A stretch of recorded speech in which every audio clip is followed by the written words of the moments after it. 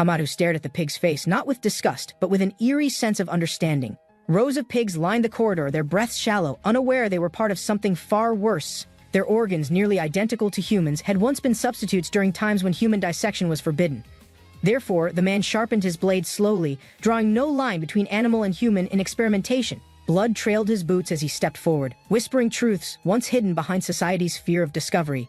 Hamaru remembered the lessons drilled into him. Pigs were test subjects because humans feared true consequences. Now, facing another corpse, he whispered his name, Hamaru, grounding himself in fading human emotions. Every experiment, every scar proved one truth. No matter how hard he struggled, he remained disposable, replaceable. Hamaru stood frozen as the butcher's words echoed coldly. Most of them live a pig's life. The towering man grinned, blood on gloves. But you, Hamaru, were perfect for this research. The butcher roared, lifting his blade high. You arrogant little bastard! His fury broke the silence. Hamaru didn't flinch. His eyes locked forward, unwavering, prepared for the blow he knew was coming.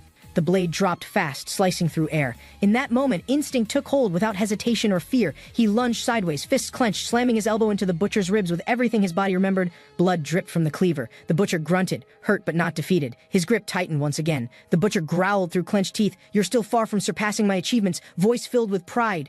Hamaru remained silent, tightening the bandages. Please stop this and get dressed, he muttered quietly. Junho laughed loudly, flashing his teeth. Hey, look at this! My grill! Ain't it shining proudly? Yes, yes, you are the best, Hamaru replied flatly, hiding his disdain behind obedient nods and calm words. Beneath the table, his hands moved. Calm but quick, the hidden blade slipped between thick ribs. Junho grinned, elbows around Maru. Not bad either, seems your knife hand has finally adjusted properly. Maru didn't respond. If you're not going to help, please don't disturb me, he said quietly. Juno shouted across the hall, Hey, Kim Yang! Maru's lagging behind today, I'll take him out! Kim Yang looked up from her desk, confused. Kim Yang? She repeated, trying to process the call. Without turning, she answered, I'm working outside! Her voice was loud enough to cover the real message. Kim Yang waved lazily from her seat. Yeah, go ahead. Have a good trip, she called out. Maru walked beside Junho in silence. I don't remember, he answered, eyes avoiding the man's smile. Junho clung to him playfully. My dear Maru, you know I care about you, right? Maru's face stiffened. Care my ass! You only needed someone who could follow disgusting orders quietly. Junho smirked. Do you remember, Maru? Your first day? I asked you to dissect a pig. Junho's voice echoed in the room. You're not normal. You didn't flinch the first time. The pig stared up, unaware. Junho recalled how most would hesitate when told to cut like that. But Hamaru, without a second thought, raised the knife and started slicing without slowing down. You didn't even blink, Junho said, watching as Maru lifted the severed head without hesitation or regret. I knew it right then, Junho grinned, water pouring down. You were born to be a butcher. Maru glared. Butcher or not, boss, you dragged me out during work hours again. He clenched his fists. And now you want me to scrub your back too? Junho chuckled. You've got strong hands. Help clean off the dead skin stuck from yesterday's butchering.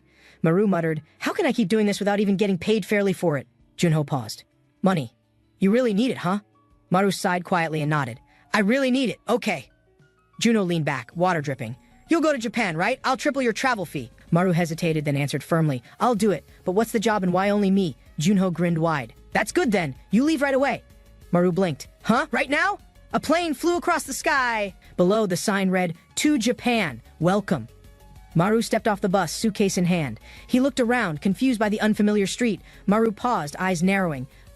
He muttered, unsure if this place was the right destination. His heart dropped. Nani? What the? He shouted as the sign finally came into view. The gate read, Urban Livestock Farming. A well-kept building stood under the bright blue sky. Inside, Maru stared at rows of cages. I was sent to the Japanese Livestock Corporation. He began slicing meat. They treat people like livestock here. If I mess up, I'll be next. Maru's thoughts raced. Nobody explained anything, he muttered, gripping the knife without looking up. They said they hire foreigners. Yet I'm the only one stuck working alone back here. He sliced meat, confused. No one talks, no contracts. Nothing's changed for the past 6 months. He tried to speak. You shouldn't be smoking here. They laughed. You Korean bastard speak Japanese. Maru looked down. They're asking me to separate ribs and bone meat. Everything else gets thrown away. Maru picked up a rib. These ribs feel heavier than usual. Something's not right this time. He turned it slowly, frowning. It's as if something is inside? His grip tightened on instinct. White powder seeped out. It isn't bone dust. This is packed with something unnatural, almost chemical. He stepped back. The reason no one talks, why I was sent alone, now it's clear. He stared at the powder. And this, whatever's inside it, is the core of everything wrong. Maru shook his head. No, I should just focus on work. I'm leaving soon anyway. One man overheard and growled, "Huh?" His expression tightened as if he'd uncovered a hidden threat. Outside, the sign read, Korea World Livestock Produce Office, where Maru first got his assignment. Kim Yang was on the phone. What's with this job? They gave no proper briefing. Junho barked through the receiver. You're never ordered. The whole company runs on instinct just like animals do. Maru shouted into the phone. What do you want? This place is really weird. Junho replied coldly. What's so weird? You pulled strings to get here. Want to quit now? If you leave now, who's paying your mother's debt? Your brother's tuition? Junho's voice grew sharper. Maru gritted his teeth. 1 month. I'll reduce the stay to 1 month. Just one. He slammed the phone down, fist trembling. Damn it. All because of money, he muttered bitterly. Maru clenched his fists. This shitty family situation, it's all because of that debt we carry. His knife moved fast, slicing meat cleanly. He tried pushing anger away through repetitive motion. If it weren't for money, I would have quit a long time ago, he thought bitterly. 1 month? I'll just hold out 1 more month, he whispered, forcing a grin through exhaustion. A man shouted, Maru-chan, you working well? Maru froze. That bastard! Where are his hands now? The old man grinned, leaning in. Don't you know? You're my favorite. You're so soft. He laughed loudly. So good with knives. I might scout you myself. His hand slid lower. Maru's face twisted with rage. I really wanted to hold out, but... You're asking for this? He pulled a gun. Calm down! Another man shouted, stepping in fast to defuse the scene. Footsteps echoed. Big bro! There he is! Someone called... Our cute little brother finally arrived, another voice added. The newcomer grinned. Sorry for being late, big bro. His arms bulged with strength and tattoos. Maru blinked. He's the same age? The man's size didn't match his youthful-sounding introduction. This is the butcher from Korea, the old man said. Make sure he doesn't get lost. Big bro, which direction do we head? The younger man asked, scratching his head awkwardly. Just take it where you think it goes, the older one shrugged. Maru stared silently, confused. Maru's eyes widened. What? He gasped, feeling the floor rumble violently beneath his feet. The building shook hard. Distant rumbling grew louder as tremors spread across the compound without warning. An earthquake? Someone shouted. The men scrambled, shouting orders as they tried to stay balanced. Footsteps echoed, Big bro, we need to move! One man yelled as chaos erupted around them. A loud crash followed. Ooh-ah! The big man screamed as a pile of bones collapsed on him. A strange substance fell through the air. Fine and light, it shimmered as it descended quietly. Maru stepped back, eyes wide. White dust! He shouted, covering his mouth with his gloved hand. Maru-chan! The old man wheezed. His tone shifted, now suddenly cautious, concern creeping into his voice. He chuckled. Looks like bone dust. But you didn't hear that from me, all right? You see, we leave it to guys like you to use discretion on your own. A man shouted, You dumb oaf! Hurry up and pick it up! He looked frustrated. Yes, big bro! The underling stammered, rushing to grab the scattered parts without asking further questions. Didn't you say that butcher came from Korea? Another asked, lowering his voice with suspicion. Then he probably won't know this is a drug, right? He whispered. Or understand Japanese either. Maru stood still, overhearing. He didn't turn around, but his eyes narrowed slowly in silence. The thug stiffened. Damer! Oi, Damer! He barked, eyes narrowing toward the silent Korean worker. His voice cracked. That Korean understands Japanese. A cold realization spread as silence fell over the room. Maru turned slowly. His expression said everything. The others froze, realizing they'd underestimated him too soon. The old man trembled. Maru-chan? Jigo minasai? He stammered, voice weak as his hand reached for something. Maru stood still. Is my life going to end just like this? He asked himself quietly. The gun aimed at him trembled slightly. Is someone going to pull the trigger already? Maru stared. This is how it ends for me? Just a job gone wrong? He clenched his fists. Will I die so easily, just like this? I don't want to die here like this! He screamed, panic and rage mixing together inside. A voice echoed. Maru, do you know why I liked you? That first pig you killed? People usually hesitate when asked to kill, but Maru didn't even pause when handed the blade. No second thoughts, no questions. He grabbed the pig and did what was told, instantly and cleanly. Most people get overwhelmed with guilt or fear after killing their first animal. They break inside. But Maru? He wasn't shaken. He was calculating, focused on how to kill even better. Junho remembered that grin. You weren't scared. You were thinking. That's why you're the real thing. That's why, Junho's voice echoed in Maru's head, you didn't flinch. You were made for it. Junho raised the gun. You were born to be a butcher, he shouted with wild certainty. But Maru moved first, swift, instinctive. The blade cut through air and blood followed seconds later. That's right, Maru muttered as he stood tall, steady. I'm a butcher. I always have been. Kuso! Damn it! Someone screamed as blood splattered across the walls from another falling body. Maru stood still. I've butchered many pigs in my life, he thought, gripping the handle tight. Pigs are 95% similar to humans, he remembered. The comparison was no longer just scientific theory. That's why I know, he told himself coldly, exactly where to stab someone to make it fatal. His blade tilted slightly. Where I need to stab? To kill a person, his thoughts echoed. With a flash of steel, Maru lunged forward, his arm trained from every slaughter before this. Kuso stood in silence, gripping the knife, drenched in blood, wondering what he had become. Each breath heavier than the last, his eyes no longer flinched at the sight of flesh. Kuso had butchered countless pigs, their squeals echoing in memory, but this time, something felt different. The face before him twisted in terror, human, trembling, not livestock. His knife didn't stop regardless. As the blood poured, Hamaru froze, mind screaming, was it a pig or a man he killed? Hamaru stared downward, heart unsettled. Was this still justice, or had something inside already broken? The hallway fell silent, footsteps closing in. He raised his head, instincts stirring without clear reason, his eyes locked ahead. Danger, sudden and fast. A familiar rage surged behind that furious scream. A monstrous man charged, veins bulging, eyes wild, roaring slurs and curses with murderous intent exploding outward. The enemy launched forward with everything vengeance, fury, hate. There would be no room for hesitation now. The man's foot came crashing down, but he rolled away, eyes locked on the attacker's stance. Without pause, he countered his movement fluid, trained. A blur of limbs clashed under the tight hallway. A sharp fist landed, tearing lip and skin. He staggered, tasting blood, still refusing to fall. Hamaru wasn't strong by birth. Survival forced growth. Training replaced fear. Weakness was buried long ago. Another strike came. He blocked. Redirected force. No hesitation. His fist swung, direct and aimed to end. Hamaru scanned the chaos. Mind-racing escape seemed impossible. Every move now had to mean survival. His hand tightened around the blade. No more hesitation. The time to act was already here. Pinned beneath crushing weight, he barely dodged. His body screamed, but he kept his focus sharp. The enemy roared, enraged. Each strike grew faster, heavier. He wasn't slowing. He was getting stronger. A direct hit landed again. His arm shook. Bruised and bloodied, he questioned what kind of monster fights like this. The enemy's hands reached again, furious and wild, aiming straight for his neck with brute strength. Fingers locked around his throat. His body thrashed, lungs screaming, but he couldn't break the grip. Pinned to the floor, eyes dimming, the man above growled threats, tightening his hold with rage. His thoughts blurred. Every muscle failed, but within the fading dark, a name echoed from memory. Hong Junho is coming! A memory surfaced, hands gripping him, not to kill, but to teach pain. Hamaru remembered the voice cold, instructive. It taught him where pain lives, and how to find it. That lesson burned into memory. Find the path, strike true, not with thought but with instinct alone. He twisted his arm, forcing leverage, no hesitation. He moved exactly where the path told him. A scream tore from his chest as raw strength surged. Every fiber obeyed his learned violence. Eyes wide, jaw clenched, Hamaru roared not from rage but from resolve. This was survival through instinct. With one final blow, his blade pierced deep. The enemy's rage ended in a silent gasp. Blood sprayed across his face, warm and heavy. Hamaru didn't flinch. This outcome had always felt inevitable. Those words repeated in his head, cold, final. No matter what, he was shaped to butcher. From above, the scene was clear. One man standing, one fallen, and others watching in silence. Breathing heavy, Hamaru sat beside the corpse, bruised, bloodied, alive.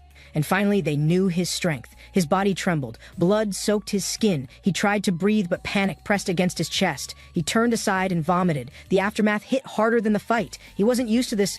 His chest rose and fell rapidly. His hands shook. His mind spun with guilt and survival. He reasoned with himself this wasn't murder. It was self-defense. The other man would have killed him, but excuses wouldn't matter. The cops wouldn't protect him. Worse still, the Yakuza definitely wouldn't forgive him. His eyes sharpened. There was only one option left. If he stayed, he'd be hunted. The plan came fast fire. Burn everything. Make it seem like the Yakuza turned on themselves. He heard shouting. They'd notice the flames. Chaos would cover his tracks. Escape might still be possible. Gunshots rang out. They weren't aiming to catch, they were aiming to kill. No mercy, no questions. Hamaru ran hard, heart pounding. Every step bought seconds. Behind him, the building lit with violence. Hamaru dashed through the corridor, bullets chasing him. One door marked freezer offered a last-minute escape route. He slipped inside. Cold air blasted out. Behind him, the footsteps grew louder, closer, faster. No exits. Just metal racks, meat, and a locked room. He was trapped with no plan. His pursuer stormed in, shouting threats. The gun was raised. The shot echoed sharply through the cold. The man slowed, confused. A freezer full of hanging meat, but no target in sight anymore. The man shouted threats, voice echoing through the freezer, gun raised, hoping fear would draw him out. He stepped slowly between meat racks, weapon steady. A mistake would mean a bullet without warning. A shadow caught his eye. His heartbeat shifted. He paused. Was that movement or just air? He turned his head, smirking. Confidence returned. He believed he had finally spotted the hidden threat. He mocked loudly, pulling the trigger, but he didn't realize the trap had already been set behind him. A metal clink dropped from the shadows. The hunter turned, caught off guard by sudden noise. From behind the carcasses, a voice roared clear and furious. His prey had become the predator now. With all his strength, he launched himself forward, screaming, driven by pain, fear, and survival instinct. The gunman's face twisted in shock. He didn't have time to aim or step back. A brutal strike landed. Metal slammed flesh. The ambusher didn't hesitate, every move designed to end this fight. He slammed the weapon aside just in time. The gun fired, missing by inches, sparks flying. They struggled violently.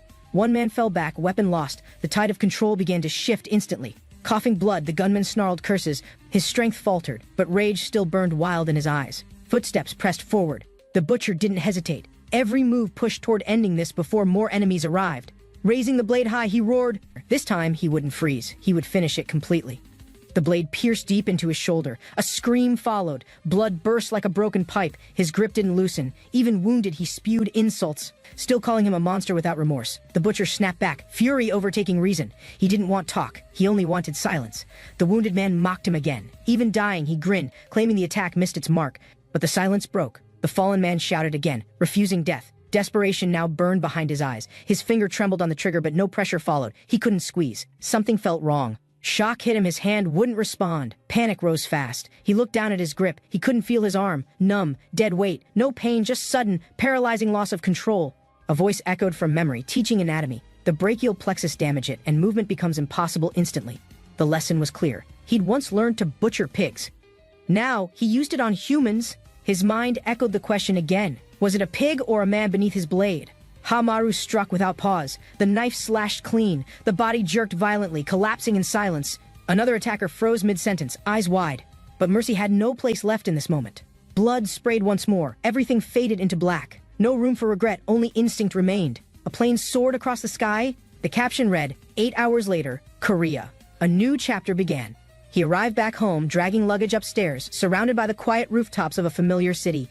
Each breath came heavy, wheezing from exhaustion. But he wasn't just tired, he was finally alone again. Dropping bags beside him, he collapsed to the step. He whispered apologies no one would hear. Haomaru'd taken the first flight back. No plan, no destination. Just running far from what happened. That place burned. He erased everything, files, faces, names. No one would know the truth he buried. He stared at the house, familiar walls, familiar street. For now, everything felt calm and still. Each step felt heavy. The door was near. He wanted peace, a normal life again. A light glowed from inside. Confused, he paused. No one should be awake at this hour. Haomaru reached for the doorknob, wondering if something had happened. His heart started beating faster again. Smiling, he called out loudly, pretending nothing changed. He brought gifts, hiding the blood beneath his voice. His smile vanished. Something was wrong. His face tightened the moment he stepped past the doorway. The living room was a mess, furniture overturned, books scattered, signs of a struggle clearly visible. Haomaru stood frozen, eyes scanning every object. His thoughts spiraled. This wasn't normal, not even close. Chairs broken, drawers pulled. It wasn't an accident. He whispered, unsure was it a thief or worse. Panic exploded. He shouted their names, feet moving quickly, but no answer came. The house stayed silent. He stepped forward carefully, then froze. His foot had tapped something hard, something dry and disturbingly familiar. He looked down, confused. It wasn't furniture, not debris, a bone cracked and left behind. He knelt and examined it closer. His stomach sank. He recognized the cut. It was surgical. That rib bone, it was identical to the ones used for transporting drugs. But this was personal. A voice crept from behind, calm, icy. It's good that you came back, it whispered. A group of men appeared from the shadows, calm, quiet, dangerous. He knew them instantly, Yakuza. His eyes widened. Panic surged. He stumbled backward. How had they found him this quickly? The older man stepped forward, composed. He spoke his name like an old friend remembering a debt. A slow reach into his coat followed. Maru tensed. A gun? Was this his final moment? Breathing sharp, he gritted his teeth. They'd chased him across oceans. Just to end it here? Maru clenched his fists, eyes burning. His hatred boiled. He'd had enough of running or hiding. But before he moved, a voice interrupted. The older man flashed a badge without flinching. He introduced himself, Detective Han Tazik, Narcotics and Organized Crime Unit. The gun hadn't been for violence. The detective met his eyes, calm but firm. Haomaru, please come with us. Now! Haomaru stood frozen, eyes narrowed, as the stranger revealed his badge, Narcotics Investigation Unit. The officers outside weren't Yakuza thugs. After all, they were real cops, watching his every move. Suddenly, his mind flashed to the bloodied scene last night, his knife buried deep, screams echoing.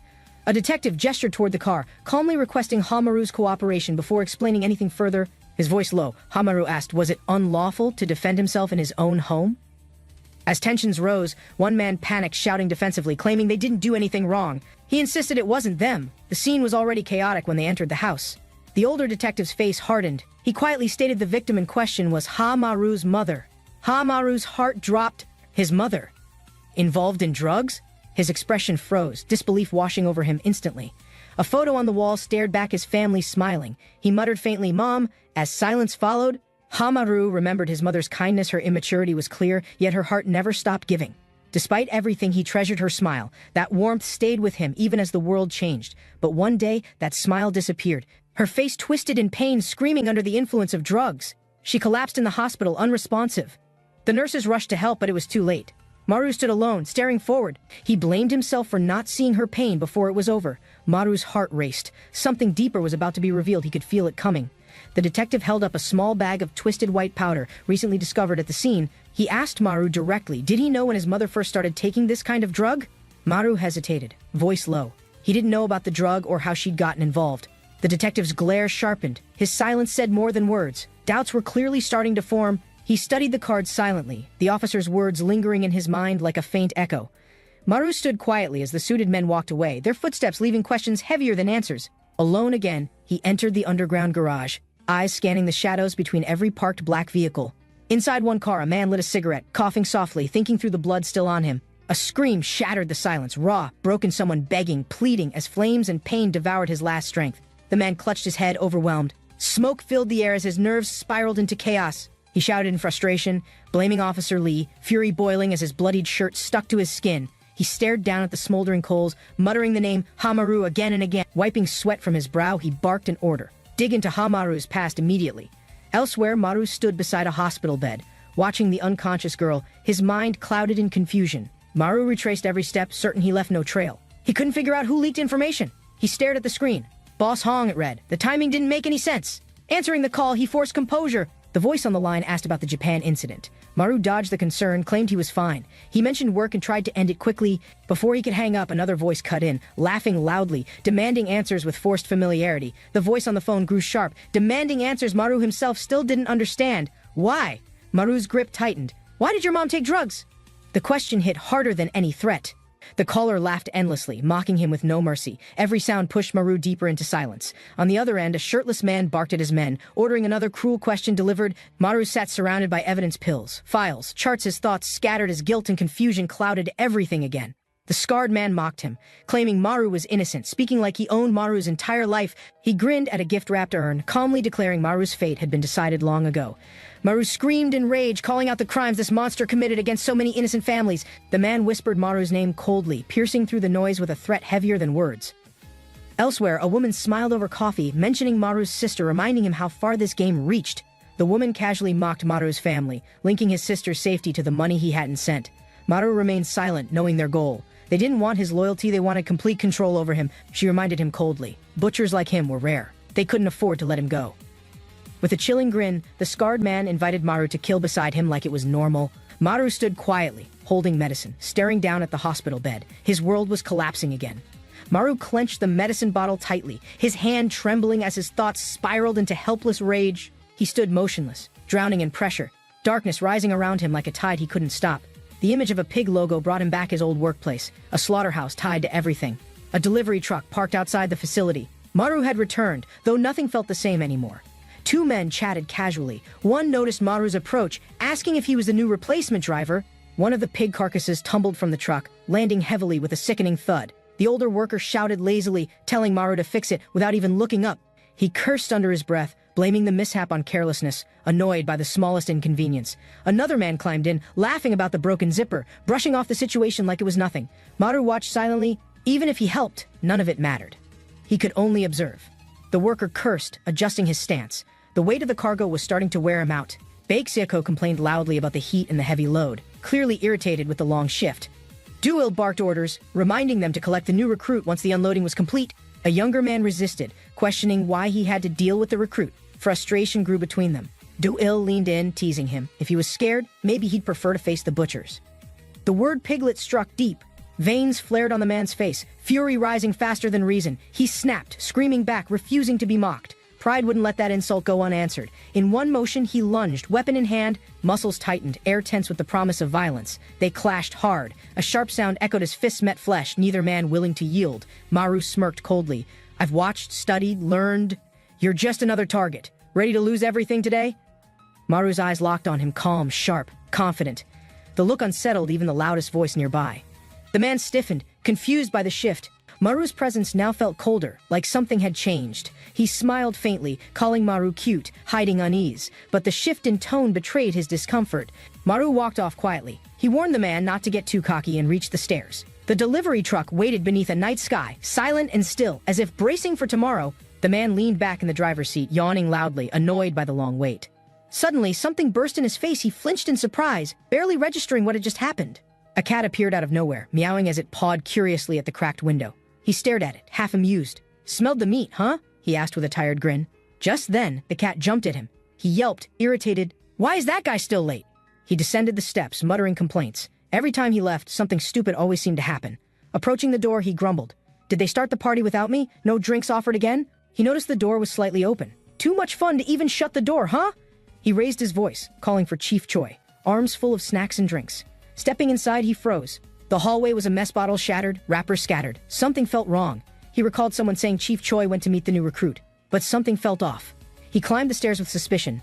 Did he drag the newbie into something stupid again? He shouted ahead, joking nervously. If things went wrong, Boss Hong would lose his mind again. But as he reached the hallway, his voice caught. His eyes widened. Something wasn't right. There, in the corner, lay Chief Choi, bloodied, still, eyes closed. "Chief Choi!" He gasped in horror. He exhaled sharply, annoyed. Chief Choi was always sloppy, he muttered, wiping sweat from his brow. Then he saw a figure in the shadows holding a heavy, spiked weapon with purpose. The man grinned wildly, threatening to smash the new recruit into pieces without a second thought. He laughed like a maniac, welcoming violence. This was just another twisted part of his job. Suddenly, footsteps echoed. Another man entered the room, confused. "Senior?" he asked, tension rising instantly. Maru stepped from the shadows, blade in hand, eyes glowing. "Are you with them too?" Baek Seoko smirked, stepping forward slowly, voice low and firm. This was not just another empty threat. With a sharp laugh, he revealed the cleaver, mocking Maru's background and lack of home training. Suddenly, his heel struck the floor with a thud, signaling a shift in the room's tension. From behind, Maru dashed in, eyes sharp, blade flashing toward the towering figure's exposed neck. Unfazed, the man grinned wide, calling Hamaru a stray dog, amused by his reckless surprise attack.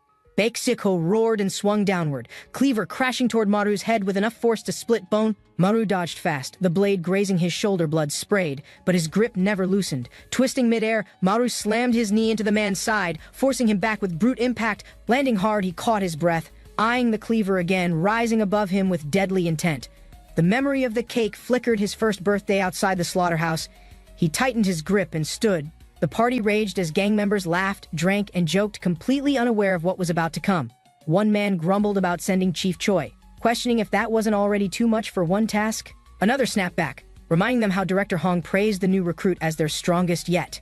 Arguments grew louder now. Chief Baek was added to the mission, sparking outrage across the drunken crowd. Chief Baek appeared suddenly, fists raised, roaring. They weren't strange punches, they were sacred punches of justice. One man stood up, shouting how he'd seen Chief Baek fight with his own eyes before. He trembled, remembering the scene, Baek charging without hesitation, knocking people out before they could react.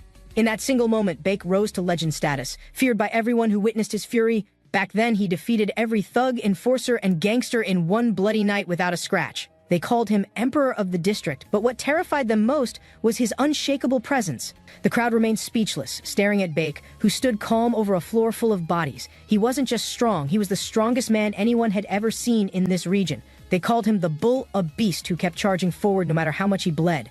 Back in the fight, Baek slammed his heel down, driving Maru's body deep into the floor. Grinning wide, Baek mocked him, saying he could end the whole thing with a single stomp.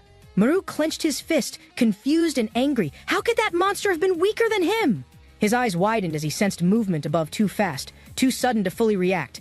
Baek raised the cleaver again, furious that someone like Maru had once defeated the infamous bull. The weapon came down hard, crashing into the ground as Maru rolled away just in time.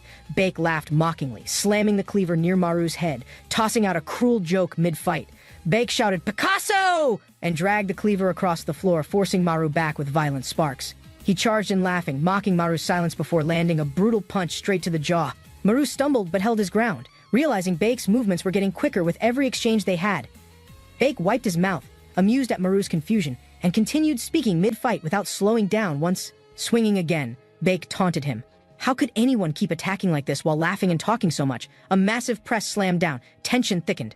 The man in shadows gripped the lever tighter. Let's see when you'll start laughing, he growled, activating the machine as terrified eyes watched. The chain wrapped tight, yanking the captives into air. Screams tore through the rust-scented darkness. Maru twisted midair, instincts flaring. His knife flashed as he countered gravity with raw desperation. He landed hard, rolling fast. Bloodied but alive, he rose with murder burning in his gaze. Shock widened his eyes. The madman's twisted grin grew larger, feeding off the chaos erupting below. "Oi, new recruit," the red-haired man sneered. "What do you call a cow that bites?" Without waiting, he shouted, "Checkpoint!" His manic laughter exploded, shaking Maru's nerves like splinters in raw muscle. Maru dropped low, dodging instinctively. The man's wild strength wasn't just for show, it carried intent to kill. Laughing harder, the man taunted, "A mosquito bite hurts more! Why keep twitching, butcher boy?" The red-haired man mocked, lifting his weapon. "You see? An opponent is done!" he shouted. He struck wildly with the chains, slamming metal around them. "Like this!" His roars echoed with brute madness. Maru twisted through the air again, barely evading the crushing loops that slammed into concrete around him. A loose tool clattered near his hand. He reached for it, breath sharp, timing now everything. Maru exhaled, gripping the handle. Damn it! He got even faster. Blood ran, but he didn't stop. Maru clenched his jaw. "Now or never," he muttered, blood dripping as pain flared through him. He launched upward, defying the weight. Muscles screamed, but his target was clear. No more hesitation now. Midair, he twisted. "This is it!" he gasped, aiming straight down with full momentum and fury. "Sky Cow!" he roared. The chain snapped taut as he flipped his opponent clean off balance. They crashed hard. Debris flew. The red-haired brute staggered as Maru's strike finally broke through defense. Maru coughed blood, shoulders trembling. He stayed upright, refusing to fall despite the pain gripping him. The brute charged again, slamming Maru into the ground. Bones rattled, air knocked out on impact. "You're still not laughing?" The man grinned. "Then what do you call a rushing cow?" He paused, annoyed. "Huh?" No punchline returned. Maru's silence cracked the rhythm of his taunting momentum. "You punk!" he growled. "You only aimed for my vital points. That's why I'm bleeding." Maru glared upward. "I see now why Director Hong called you the best of the best." He stood tall, ignoring pain. "Hey, fucker, let me just ask you one thing," he said. "Are there people," he paused, fists clenched, "who actually laugh at your shitty puns?" The brute's eyes bulged. "What?" he roared, face twisting as rage replaced smugness in an instant. "Fucker," he hissed, grabbing his chain again. "I thought I would go easy on you since you're new, but you dare look down on my puns!" he screamed, charging with reckless force again. Maru didn't flinch. He watched silently, body tensed, waiting for the exact second to move. Far away, a voice echoed, "Yeah, this is so easy." A loud cheer followed in response. "Look at our little Maru! He could be on TV!" Someone shouted proudly from the crowd. Maru's memory flickered. A talent show. "Thank you for your hard work, boss," he'd once said. "Yeah, Chief Bake," someone said. "Wouldn't he be the perfect match for us as an employee?" Bake smirked proudly. Applause filled the room as party hats bobbed and drinks poured without pause. "Among my workforce, there's no one who could surpass Chief Bake," one man declared with confidence. "But," Bake's tone suddenly dropped. His smile faded. "Why are you guys addressing our Maru informally? Pardon!" The men gasped in sync, frozen. Sweat dripped as Bake's glare turned sharp and personal. "Shouldn't you use honorifics?" someone asked, "with Manager Maru?" Silence followed the shocking announcement. Their jaws dropped. That can't be. Isn't the new recruit just 23 years old? How can he be a manager at that age? Another yelled, disbelief rising with nervous energy. Bake chuckled. "Oh my, earlier you guys called me the bull that can't be stopped. But a bull," Maru's voice cutting coldly, "is still just a beast." He struck decisively. The hammer dropped. Its head cracked the ground, silent now, no longer swinging with violent intent. Bake fell to his knees, breath ragged. Maru stood tall, bloodied but completely composed. "No matter what a beast does," Maru said coldly, eyes sharp as the butcher's blade, "can it defeat a butcher?" He finished, stepping forward, gaze unshaken as Bake trembled beneath him. Bake stared wide-eyed. "This new recruit. I thought he was just slicing blindly," he muttered, stunned. Bake's mind raced. "But was he cutting my muscles?" He realized, eyes darting to wounds. "So that when I lose power, all of it would break down." He growled, stunned. "Ha, fuck," he muttered. "I thought I was messing with you, but I wasn't." Maru stood firm. "I was running around on your path," he answered without hesitation or fear. Bake chuckled bitterly. "Oi, new recruit, what do you call a cow that dies?" Confetti popped. The lights brightened. Maru stood still as the party erupted all around him. "Manager Maru, congratulations on joining us!" The crowd cheered. A banner stretched wide in excitement. Voices rose together. "I knew he was top pick. He'll be humble. What a great leader." Maru tilted his head. "Huh? What's that?" he asked, raising the bloodied knife in hand. Panic exploded. "Manager threw something. He pulled a knife out of his present."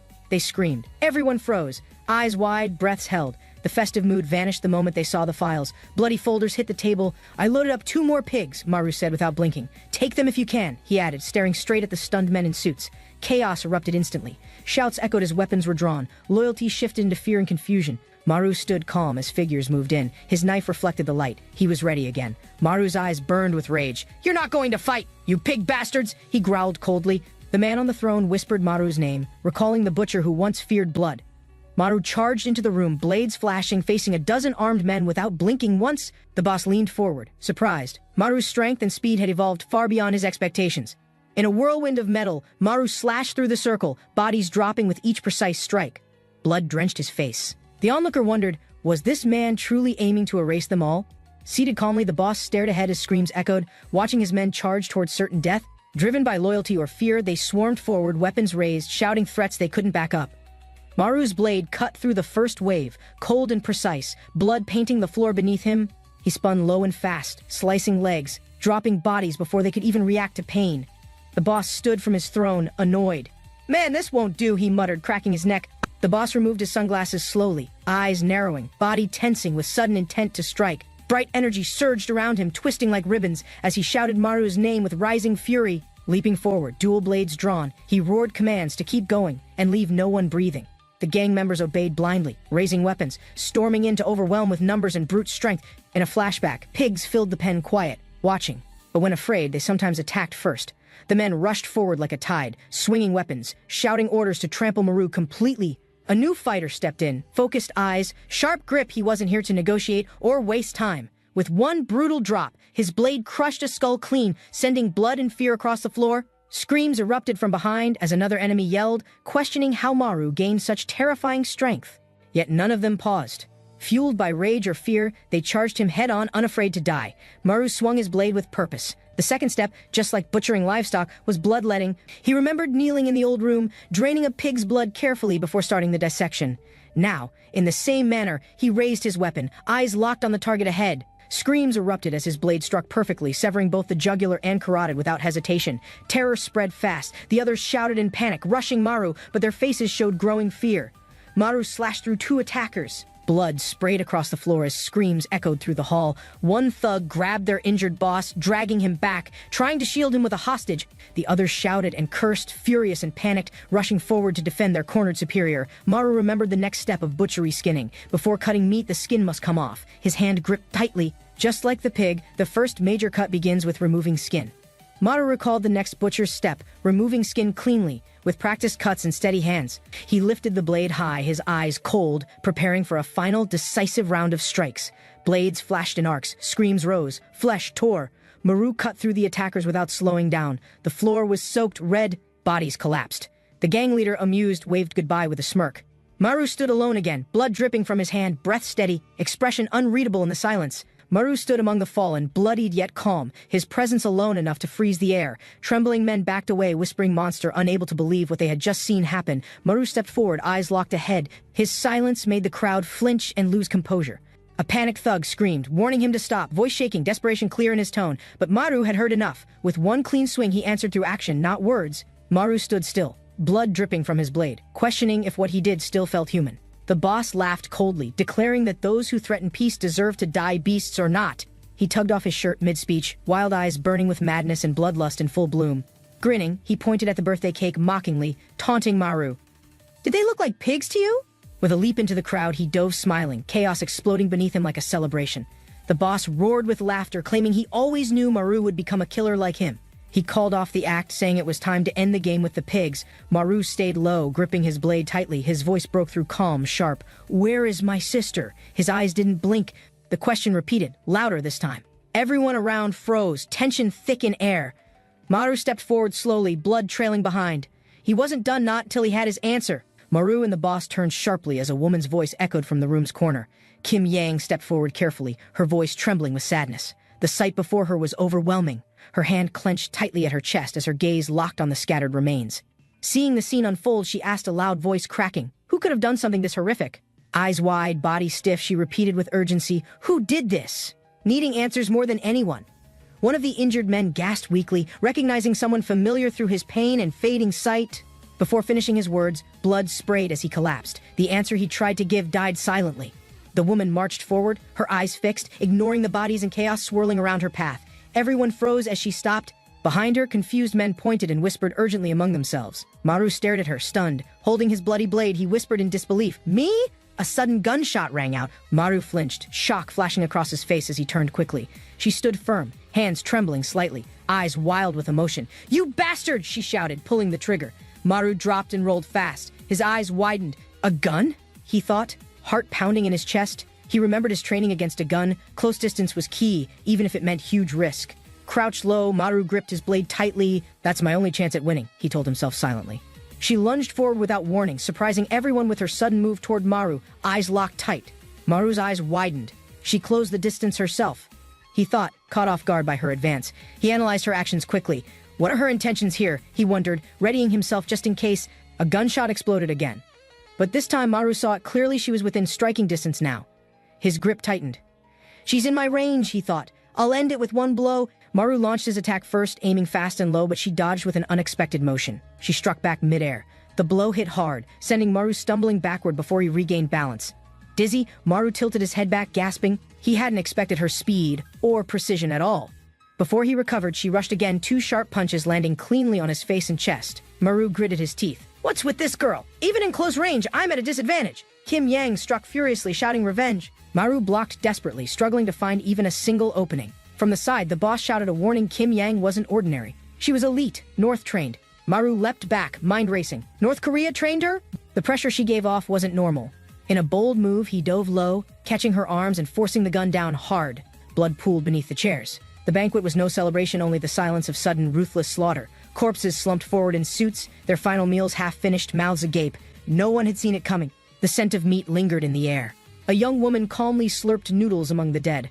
Guards stood in eerie silence, shielding her presence. Kim Yang chewed with purpose, untouched by the surrounding carnage. A giant approached, grinning. His words cut through. "Which livestock killed off the pigs I was raising?" The man pushed up his glasses, squinting toward the girl. "Let's see your face," he said.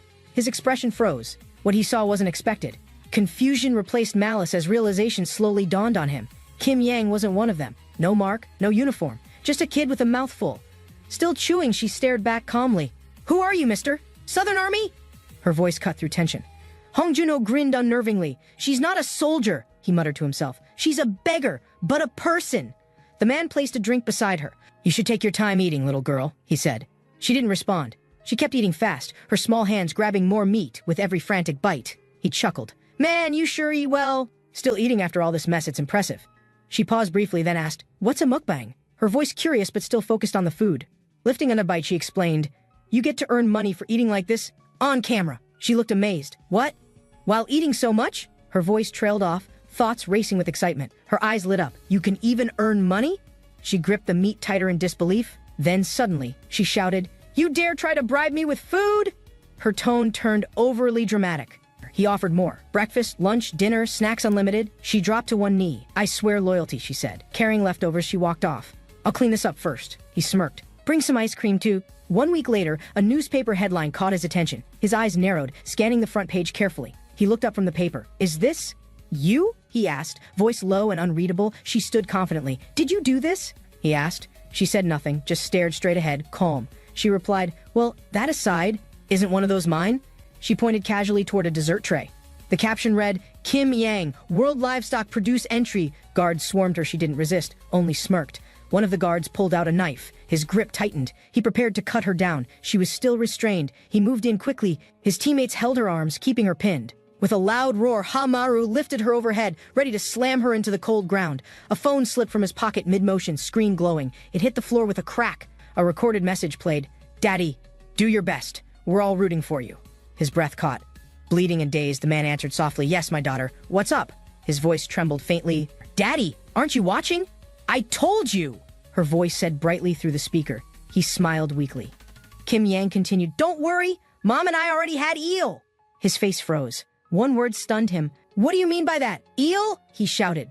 The others looked confused at his sudden panic. The voice chimed again. "Mom said eel is good for stamina." Then cheerfully added, "I want brother. Sungchan, il bong." "You guys were alive?" a man shouted. "Are you and Madam having eel again?" "I'm jealous, Chief," another chimed in. But the director replied, "Chief, oh, you can go home early." "No, director, I'll work overtime. Please let me work overtime." they pleaded, sweat dripping from their faces. The director observed. Maru and Kim Yang, there's a noticeable difference in their levels. He grinned slowly. Who will win? Someone asked. Of course Kim Yang, came the answer. The director raised a brow. Huh? The director laughed loudly. Yeah, our Yang does fight well, just like the way she eats. She's top level, someone shouted. As expected of our elite employee, the room buzzed with cheers. Kim Yang fighting, they yelled. Beat up manager, ha! Everyone was excited by her relentless power. The director smirked. But do you know this? Kim Yang was someone trained to be perfect, while Maru, even without knowing anything, was already a human. A figure stood quietly, holding a mask. I taught him bits and pieces since he seemed interesting, the man recalled as memories returned slowly. Look here, Maru, he had said, pointing. One strike like this, when dissecting no hesitation, muscles flexed, blades swung. He showed precision and strength, slicing through with practiced skill like a machine. Maru followed. Is this how I do it? He asked, copying the motion almost perfectly without pause. Just one motion, the man thought, stunned. Maru stood, smiling calmly. I should have been born a butcher. He didn't know why, but Maru had never hesitated, not even while carving living flesh. Let's see what you'll do now, the man growled, unleashing massive beasts. Try butchering this! Maru faced the stampeding monsters calmly. His hand moved to his blade. No sign of fear. With a powerful leap, he dove straight into the pack, no hesitation, no pause, just brutal instinct. The man watched, grinning wide. He's not normal, he muttered. He's really ready to be livestock. I've been looking for this all along, Maru thought, eyes focused as his fingers gripped steel. The blade clicked into his hand. Calmly, he prepared. Come on, you're not a butcher, the man snarled. A dog who obeys and kills when told? You've learned nothing. You're no better than an obedient pig, he taunted. I wouldn't expect anything else from you. From behind, Kim Yang appeared. Her blade was drawn. She said nothing, but her eyes were ready. To have nothing means, Maru whispered, stepping forward as Kim Yang's blade clashed fiercely with his. Their knives collided again. His stance shifted perfectly in time with hers, each move sharp and exact. You can be filled with anything, he said calmly, twisting his foot and countering her angle. Her eyes widened. Wait, this bastard, she gasped, stunned by his sudden mimicking and seamless precision. He's copying me? She realized, heart racing as Maru mirrored her technique blow for blow. Of course, it wouldn't be easy for Maru to defeat Kim Yang, someone commented amid the clash. Their blades collided repeatedly, sparks flying with each impact. Neither gave ground, both attacking with pure intent. However, another voice added, you can't ignore how fast Maru is improving with every second. Kim Yang pressed in harder, striking low. Maru countered just in time, his reaction faster than before. In the end, this fight wasn't just skill versus skill, it was about who could adapt faster. The question now wasn't just who was stronger, it was whether she could stop him in time. Kim Yang struck swiftly, each move sharper than before. She knew she had to finish it, but Maru pressed forward. The only question now, could he last long enough to finally surpass her? Their blades clashed again. You guys are curious about the outcome too, right? The observer muttered. He watched them closely. But, he whispered, standing tall above the crowd of silent, anxious men. I won't let you see it! The director grinned, his expression twisted with something darker. The crowd panicked. No way, please let us see! One begged. Another cried, I'll bake cookies! Without warning, a white-haired man leapt down, landing between them before the match could finish. The director followed fast, axe raised high. His attack split the air with deafening force and fury. You won't see the end, he said. I'll show you something even more interesting instead. The crowd screamed in terror, their voices rising in panic. The atmosphere shifted, everything now rested on Maru. The director rose, his voice low. Maru! He growled, veins bulging, eyes locked with unblinking intensity. Raising his axe, he shouted, Come at me! Behind him, Kim Yang stood. Maru faced him silently. The woman bared her teeth. Furious, he underestimated her, demanding answers with rage boiling in silence. Kim Yang couldn't believe her cousin, so unqualified, held such a powerful rank in their deadly syndicate. The man responded coldly, instructing her to eliminate someone above, insisting it'd be quick and easy. Without hesitation, she dashed forward into darkness, her confidence radiating as orders echoed behind her footsteps. Hong Junho watched her disappear, whispering mockingly that she'd have no issue killing not with blood in her. The man mocked with a sinister grin, taunting Maru about his sister's fate with cruel delight. Maru dropped from above like a hammer, slamming down with fury, demanding to know her location. Pain twisted through Maru's face as the impact hit. He didn't expect such power from his opponent. The enemy barely moved, amused, scoffing at Maru's desperation, mocking him for only caring about his sister.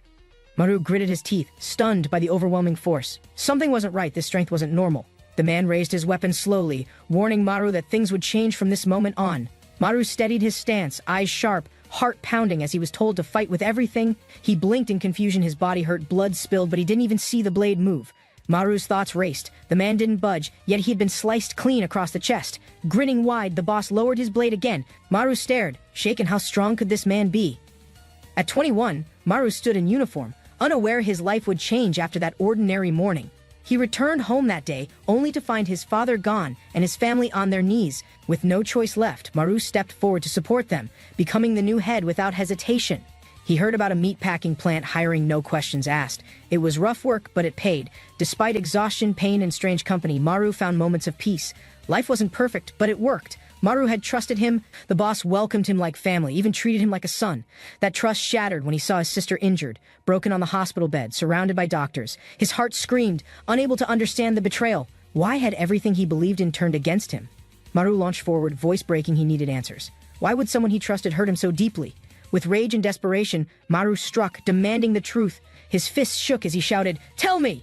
The boss reminded Maru calmly, no matter the target, movements must be precise, just like at work. Maru swung aggressively but missed. His opponent warned him, bigger attacks create larger openings for counterstrikes. Grinning, the boss revealed the trick: true gaps and fake ones look alike but must be distinguished carefully. Maru's heart pounded. His instincts flared, but his opponent stayed one step ahead, reading him completely. Maru realized with clenched fists exploiting gaps alone wouldn't win this. He needed a different strategy, fast. Maru hesitated mid-fight. He questioned himself, what else could he possibly do to win this battle? He considered brutal actions, comparing himself to others who'd already crossed moral lines without blinking twice. But something inside stopped him. Recklessness wouldn't win. He needed something smarter, sharper, something he hadn't tried. The boss watched him closely, amused. Maru's hesitation meant only one thing: he was finally thinking. With a smirk, the boss mocked him again, warning him there's no time to plan carefully. Maru charged again, shouting with frustration. His blade missed, and he barely escaped the counterattack in time. Boss Hong chuckled, unimpressed. He mocked Maru's predictable dodge, reminding him straight lines were easy to read. While fending off another strike, Maru panicked. How could he possibly match this man's speed and strength? The boss effortlessly shifted, knocking Maru back. Pain surged through Maru's side as he hit the floor. The boss stepped forward calmly, explaining Maru lacked instinct. Fighting like this wouldn't lead to any victory. Maru rose quickly, gripping his knife with both hands, preparing himself to charge once more. He screamed, running forward with everything left, challenging Boss Hong head-on despite the pain and fear. Observers began to question the fight. Was the boss really serious, or just enjoying toying with Maru? Tension built in the audience.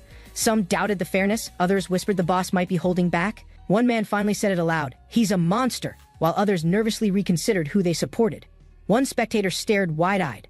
The boy keeping up with Boss Hong, he wasn't normal, he was dangerous. Another yelled in shock, calling Maru the real monster now, realizing how far he'd already come.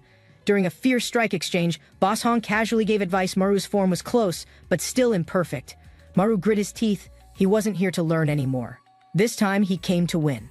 Laughing wildly, Boss Hong blocked the blows. He taunted Maru again, demanding real effort to earn seriousness. Maru gritted his teeth as he charged forward, knowing he couldn't afford a single mistake. The larger man caught his attack easily, mocking his strength with a smirk and steady grip. Maru twisted the blade, but the man's size advantage overpowered him, slamming him back with force. Blood trickled from Maru's mouth, but he steadied himself, unwilling to fall no matter the pain. With mocking eyes, the man leaned close, asking if Maru truly believed this weapon could kill. The heavy weapon slammed down, cracking the floor where Maru had stood just moments before. Maru rolled aside, but the enemy's voice rang out, taunting him for crawling like a dog. The crushing blow landed hard, sending Maru crashing back, the impact cracking ribs and scattering blood. Breathing raggedly, he noticed his blade shattered, forcing him to rise with clenched fists instead. Despite trembling legs, Maru raised his guard and charged, ready to end it with bare hands. Maru aimed a low kick at his enemy's legs, but his opponent reacted faster than expected. Spinning quickly, the larger man raised his weapon again, unwilling to let the fight turn playful. Maru charged with full force, screaming, fists clenched, ready to strike before the next swing landed. The red-haired man hesitated for a second, distracted as Maru pointed downward with a confident smirk. Confused, he glanced down, and Maru mocked, "How could you fight with your shoes untied?" Maru launched upward, shouting about responsibility, catching his enemy off guard with a sudden flying attack. The red-haired man flinched as Maru twisted midair, eyes burning with fury and reckless determination. Maru's scream echoed as he collided, fists driving deep into his opponent's chest with brute force. The red-haired man reeled backward, stunned, as Maru landed hard, body bruised but spirit unbroken, gasping for breath. Maru laid still and muttered, "Let's stop here for today, before I collapse." The red-haired man stepped forward and said calmly, "You wanted to know my reason, right?" Hong Juno lifted his weapon and continued, "Do you know how much that port fire cost us?" Maru stared up, wounded as flames filled his mind. 300 billion, the man finally revealed. "You think you could have faced them?" They came with red eyes, desperate and full of rage. "Someone had to take responsibility," he said, standing tall. "You should have acted before I had to." The man pointed to Maru's mother, now broken by drugs, calling her proof of his failure. Around them lay bodies in chaos, a consequence of debts unpaid and mistakes never corrected. Maru's name was spoken softly, not with anger, but with a twisted sense of persuasion. "Work with me," the man said, extending his hand, offering power instead of further punishment. "You understand now," he added coldly. "I fixed your problems. All that's left is loyalty." The red-haired man laughed, declaring Maru should start working now that everything was finally explained. Maru stayed motionless, staring at the ceiling as silence surrounded him and bodies lay scattered. Eyes narrowed, he muttered. "If that was the case, why not just explain from the start?" His voice sharpened. "Why did you let it all escalate into this disaster before talking?" The man turned, smirking behind red glasses. "Isn't it obvious? It's more interesting this way." Maru lay flat on the ground, surrounded by silence, processing the madness he'd just witnessed. A quiet breath escaped him, then a crooked grin appeared, followed by an unexpected low laugh. His laughter exploded, echoing through the room, unhinged and wild, as if reality no longer mattered. The red-haired man grinned back, amused. "That's right. You think this is fun too, right?" Maru stood, chuckling darkly. "It's funny," he said. "It's so ridiculous, I can't even feel anger." Maru looked up, voice calm. "I saw you as a teacher, my father, my guide." He clenched his fists. "But you touched my family, just to keep things interesting for yourself. You humiliated me, treated me like a pig," he growled. "You don't deserve respect anymore." Glaring with hatred, Maru hissed, "You're not Boss Hong to me now, you're just Pig Hong." With eyes glowing red, Maru rose slowly. "I will slaughter you," he said without a blink. The red-haired man cracked his knuckles, grinning. "Our little Maru. Did you just call me pig?" Roaring in fury, Hong Junho raised his weapon high. "Come, slaughter me if you truly have it." The man trembled, his rage boiling. "Did you just call me a pig?" he demanded, veins bulging. He stepped closer, eyes wild. "Pigs are 95% similar to humans," he said, voice dripping with contempt. Fury exploded. "You damn brat," he barked, his knife flashing, unbothered by who stood before him now. "No matter how noble they act," he snarled, stepping forward. "In the end, they're just animals in suits." Behind the boy, a looming figure gripped blades. "If you're confident, try me. A person's just a pig." The men knelt, uneasy. "Better write your wills," one said. "He's coming. We won't survive this." "Why so sudden?" another asked. Confusion filled their faces, though fear was already spreading in their chests. "No one survives once he snaps," the man explained. "He doesn't stop swinging. Friend or enemy doesn't matter. The moment he loses control, it's over. He finished. That's why we're all going to die." The door burst open. A massive man entered, veins bulging, fists raised. Silence fell before violence erupted. He dashed forward, teeth clenched. "Get hit once," he warned, "and your skull's gone. Don't run!" The boy sidestepped fast, feet scraping across the floor. The brute smirked, still dodging in straight lines. He roared, fists raised again. "Didn't I tell you?" he shouted. "Don't dodge like that, dumbass!" Suddenly he flinched. His gut tightened, eyes dropped. "Huh?" he gasped, spotting something unusual against his stomach. The boy lunged upward, blade drawn. "You waited," the brute realized, "until I charged straight to strike." The brute caught his arm mid-swing. "You went for the axe I used earlier, huh?" The boy's attack stopped cold. The man smirked wide, locking eyes, his grip crushed like steel. "Well, challenges are good," the brute admitted, holding firm, muscles flexed. He didn't seem concerned at all. "But to cut my face," he added, tilting slightly as the blade stopped inches from skin. The edge pressed in. A thin line opened on his cheek. Blood dripped. His eyes narrowed. The boy's blade tore across the man's face. Blood sprayed. For the first time he struck. The men watching gasped, panicked. "No way!" one screamed, trembling. "Boss Hong, he actually got cut! Boss Hong was injured?" Another repeated, voice cracking. They couldn't believe what just happened before them. "He angled the knife perfectly," one muttered, stunned. He flipped it, adjusted the distance in real time. A single step echoed. "Was Manager Ha always that skilled?" the man whispered, eyes wide in disbelief. The boy leapt with sharp intent, blade forward. The man grinned, amused by the bold charge. "Ah, our little angel!" The brute chuckled. "Always rushing in like you're the righteous knight, huh?" "I just wanted to live normal," the boy muttered, swinging. "Did you ever care we live?" The brute raised his foot, slamming it down hard. "Then I've got no choice. Die right now!" The boy twisted in midair, blocking with his blade. Impact roared. Their fight escalated brutal and fast. The boy slammed down with force, crashing through debris. His body twisted midair, absorbing the fall. Dust cleared. The brute stepped forward slowly. Each footfall echoed, heavier than the last, tightening the tension. He smirked. "Whoa, our little angel can even withstand that." His voice dripped with amusement and curiosity. "Then," he continued, raising both arms, muscles bulged, veins throbbed. Something more devastating was clearly coming next. "How about this?" Hong Junho growled, preparing a powerful blow. The boy stood up, breath steady, unflinching. The brute grinned wide. "Can you guess where my axe will strike?" he asked, leaning forward. "Left? Right?" he teased, watching closely. The boy stayed silent, waiting, muscles tightened, eyes fixed and calm. "Or above!" he roared, lifting the axe overhead. The massive blade gleamed, ready to crash down. With deadly force, he slammed the weapon downward. The boy stepped aside just as it dropped. Dust rose. The axe embedded deep into concrete. The brute huffed, then smiled again. He dodged. The brute grinned wildly. "You know what it means when you call someone a cow?" The boy paused. "What?" he muttered, confused. His stance tightened, unsure of the man's sudden shift. "Die, cow!" the brute screamed, swinging fiercely. The boy ducked low, narrowly avoiding the crushing overhead strike. A man watching gasped, eyes wide. "Isn't that Chief Bake's technique?" he shouted in shock. His stare locked onto the boy's stance. "And those are Chief Choi's stabbing forms too?" The boy's knife slashed cleanly across the brute's chest. Blood streaked. The crowd watched in shock. Hamaru twisted his wrist, blade dripping. Each motion precise, nothing wasted. The technique was clearly practiced. "And even Big Sis Kim slices?" one man shouted, his face twisted with disbelief and awe. "You're telling me he copied all the top fighters' styles, down to their details?" someone said. Another trembled. This could be the first time. Boss Hong might actually lose." Fear spread quickly. Boss Hong clenched his teeth. "Fuck," he muttered. Blood ran. Rage now boiled beneath his skin. "Oh my, you're still trying to live?" he mocked, towering over the boy, fists ready again. "I trusted you," he screamed. "You got well, I cleaned up your mess in Japan, and now you see me as a pig?" he roared, swinging down with unforgiving, brutal strength. "This is how you repay grace?" he shouted. "By standing there trying to become my enemy?" Boss Hong stood tall. "Maru, don't misunderstand," he said coldly. "I never used full strength. Blood dripped between them. Yet," the brute added. "You still want to keep fighting me?" Maru panted, blood pooling beneath him. Still he stood. His grip on the knife never wavered. "I can't let you live," Boss Hong said. He raised his axe high without hesitation. Maru thought, heart racing. "Coming at me like this. Shouldn't just kill me. I'm going to die. I'm going to die." Maru thought, frozen mid-movement. Panic crept in, clouding his thoughts completely. Should he even think that way? He came here for revenge, not to surrender at the end. He discarded all memories and feelings for this. No regrets. That was the vow he made. He erased emotions, even the ability to see others as people. Nothing would slow him down. But now, standing there, he realized one thing still remained. He hadn't thrown away his life. Boss Hong raised his axe high, ready to end it. The blade shimmered above Maru's head. To throw it away, Maru thought. My will to live. Everything I have left in me. He moved first, dodging inside the brute's reach. The knife clutched tight, aimed precisely between ribs. His body launched upward with full force. One chance, one strike, all or nothing right now. From afar, someone gasped. "What the hell is that?" she shouted. "This thing has exploded." She raised her gun. "I'm gonna stir up a hornet's—" Her voice trailed off suddenly. "Nest," she whispered.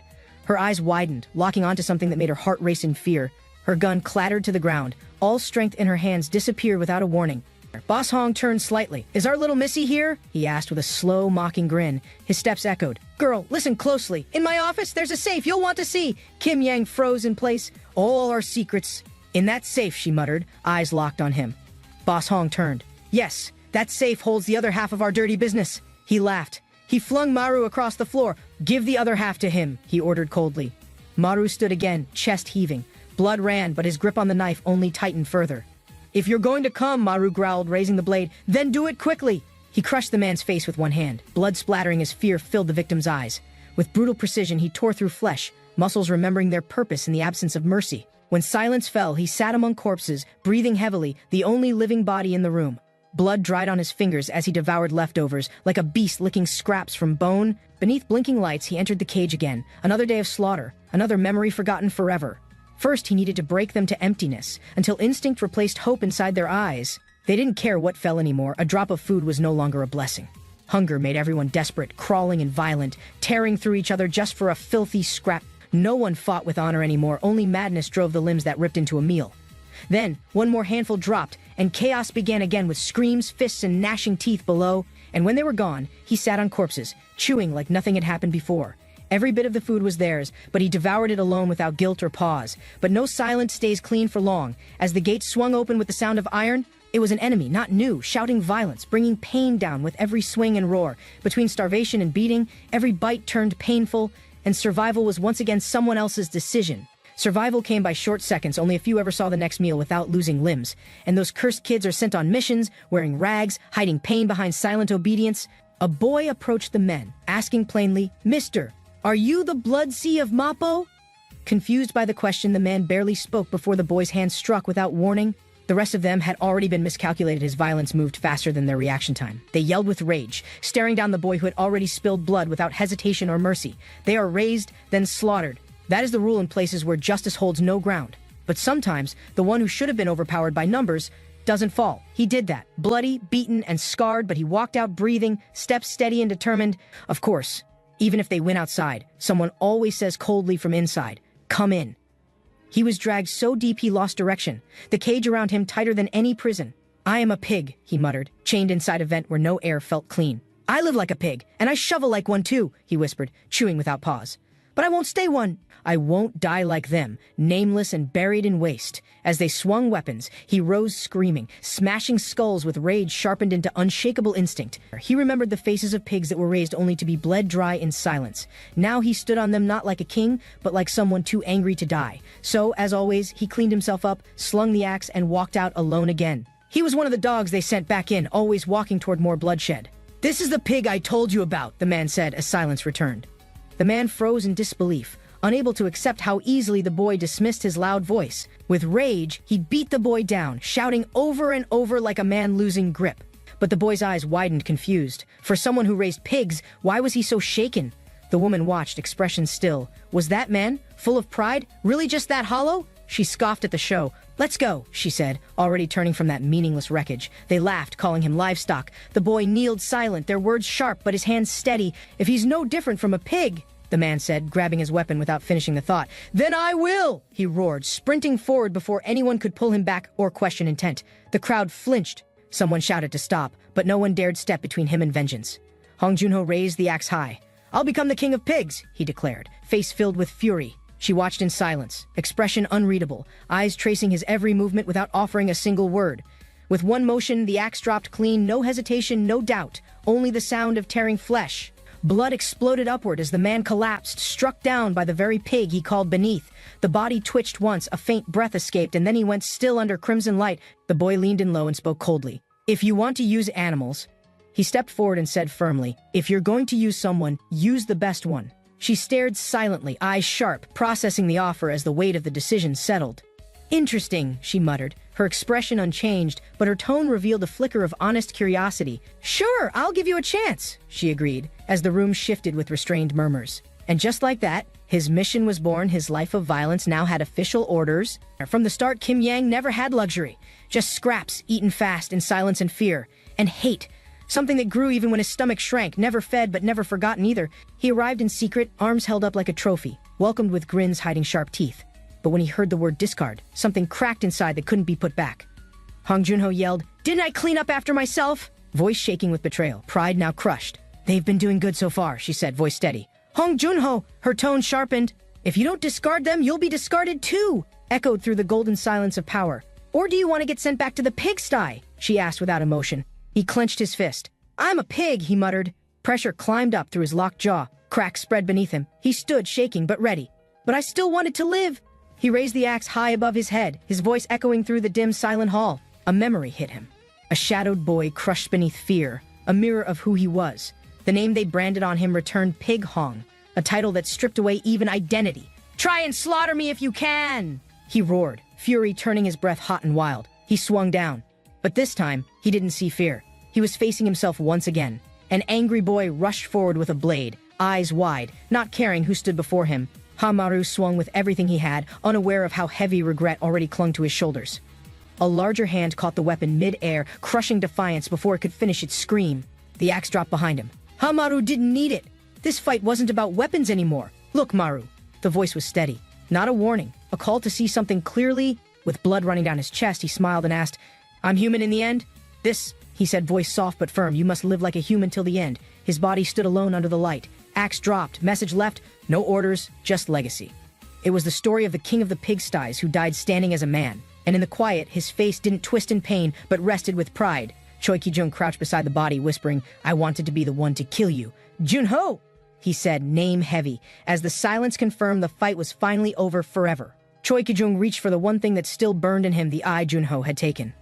"I'm taking it back," he said, steady hands lifting what was stolen without fear or hatred. "May you rest in peace," he added, turning away, the past still bleeding beneath his feet. "Yes, Chairman Yu," he said calmly. "I've just confirmed it. Everything is unfolding as expected now." Junho is dead. The safe he guarded has vanished, he added, voice steady through the line. Choi Ki-jung stood above a gathering of black suits. Please don't worry, he assured without flinching. The one who killed Junho, he said, as the camera tracked a van in motion. No matter where he runs to, we'll find him. The others in the van said nothing, his fists clenched in silence. I'll tear him into pieces alive, he muttered through gritted teeth. His eyes locked on the safe's image. And bring back the safe, he promised without hesitation. Choi Ki-jung stood silently, watching Chairman Yu's face flicker on the screen inside the room. He spoke with certainty, voice cold and even. Junho's fate was sealed death confirmed without hesitation. Junho's lifeless body sprawled across tile floor, crimson blooming beneath him. Everything valuable had vanished. The missing safe wasn't just storage, it held secrets, power, leverage. Now it was simply gone. The agent's expression sharpened. Whoever murdered Junho would face him. No hiding, no escape, no mercy. Clenching his fist, Choi Ki-jung swore vengeance. He'd crush their limbs before dragging the killer back alive. His words were final. He'd recover the stolen safe, no matter what stood in his path. With cold resolve, he slipped on his glasses, every movement precise, sharpened by fury and duty. Unseen above, a camera recorded everything, an unblinking eye watching silently from the ceiling's corner shadow. Maru stepped forward, blood on his jacket. He dared them to attack, eyes burning with warning. Kim Yang froze, eyes locked on Maru. His pressure was overwhelming, nothing like before this moment. Just seconds ago, she could read him easily. Now, his strength surged beyond any prediction. Maru approached steadily. Her body moved on its own, retreating under the weight of raw danger. Everything inside warned her, escape now, avoid confrontation. Facing him would lead only to defeat. Kim Yang sighed, masking fear with calm. But inside, her plan shifted. She'd survive by staying far away. Hands raised, she surrendered quickly.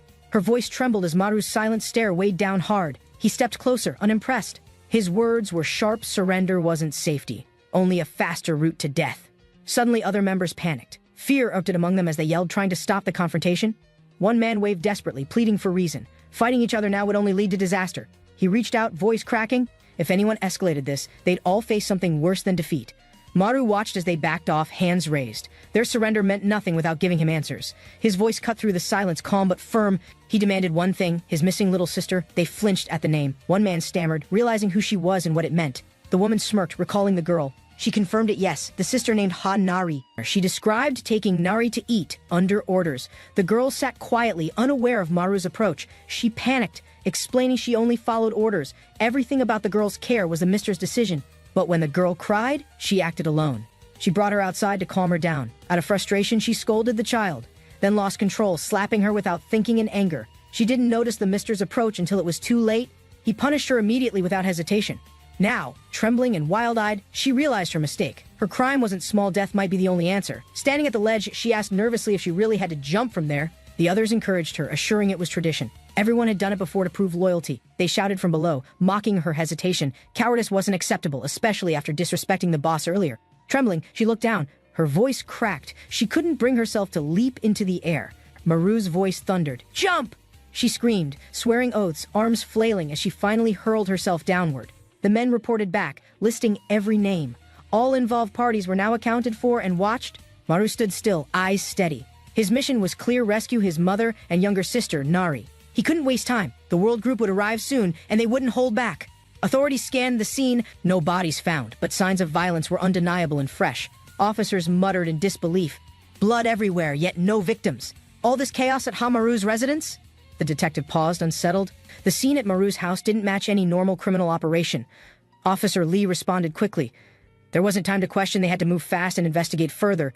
They hurried away. The next destination was urgent, the hospital where Maru's mother had been staying. Inside, nurses explained the situation. A group in suits had removed the patient hours ago. The detective's eyes widened. Suits? He feared the worst. What if she wasn't taken to safety? The nurse stammered, confirming it. People in suits had also taken the girl from the restaurant. Maru clenched his fists. If they had both his mother and sister, they were definitely hostages. Without hesitation, he sprinted from the hospital. The detective chased behind, barely keeping up with him. Maru guessed the location, a high-security facility in the city, often used for underground negotiations and ransom. They reached the doors. Maru stopped abruptly, sensing something unusual.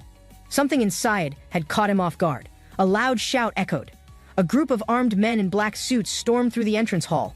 Leading them was a man with an eye patch.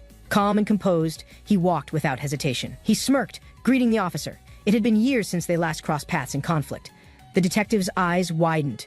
It was Han Taesik, former partner, now working with criminal operations. Taesik grinned. He claimed this wasn't a confrontation, but a formal visit, one backed by higher powers. Taesik mocked the detective, questioning why he still bothered protecting people in such a broken world. He turned away, muttering that this trip was pointless. They'd wasted time chasing something irrelevant again. His partner reported quietly a new issue had surfaced. Something serious was happening back inside the building. A man reported urgently. Maru had returned to the hospital room. Something about him felt different. The agent silenced him with a raised hand. Speaking further might escalate matters too soon. A man warned about the detective's presence, but before finishing, pain silenced him completely. Blood sprayed as his throat was crushed. The consequence of speaking recklessly was swift and brutal. The group walked on, unbothered.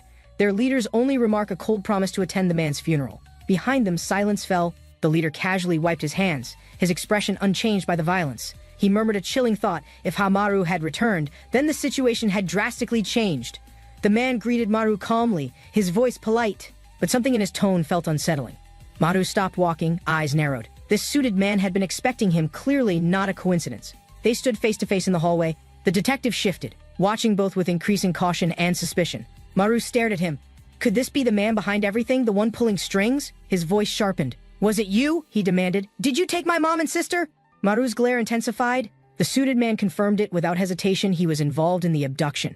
The man bowed respectfully, asking forgiveness. His gesture didn't erase the tension building in the hallway. He gestured toward the elevator, inviting Maru forward. This wasn't the end, it was only beginning. Inside the vehicle, a composed woman waited.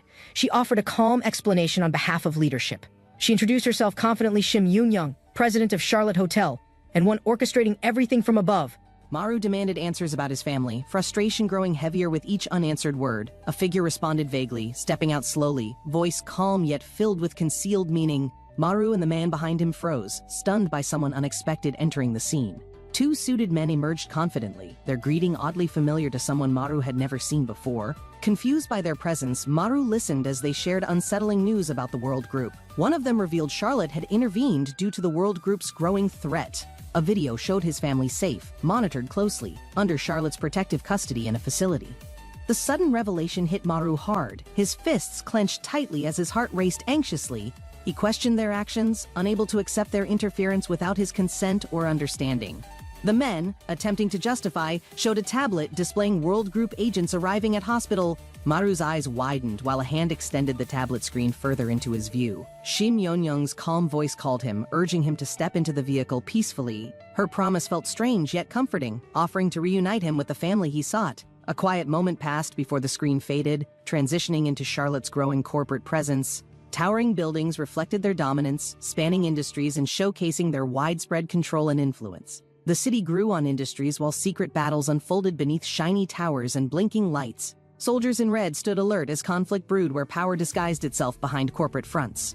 In the chaos, fists clashed and blood spilled while secrets drowned in violent shadow wars. One figure stood tall after battle, the last breathing soul among a floor of bodies. Charlotte split in two, half wanted peace, the other swore to protect what remained untouched. Shim Yoon-young sat calmly as the car moved, watching Maru try to understand everything.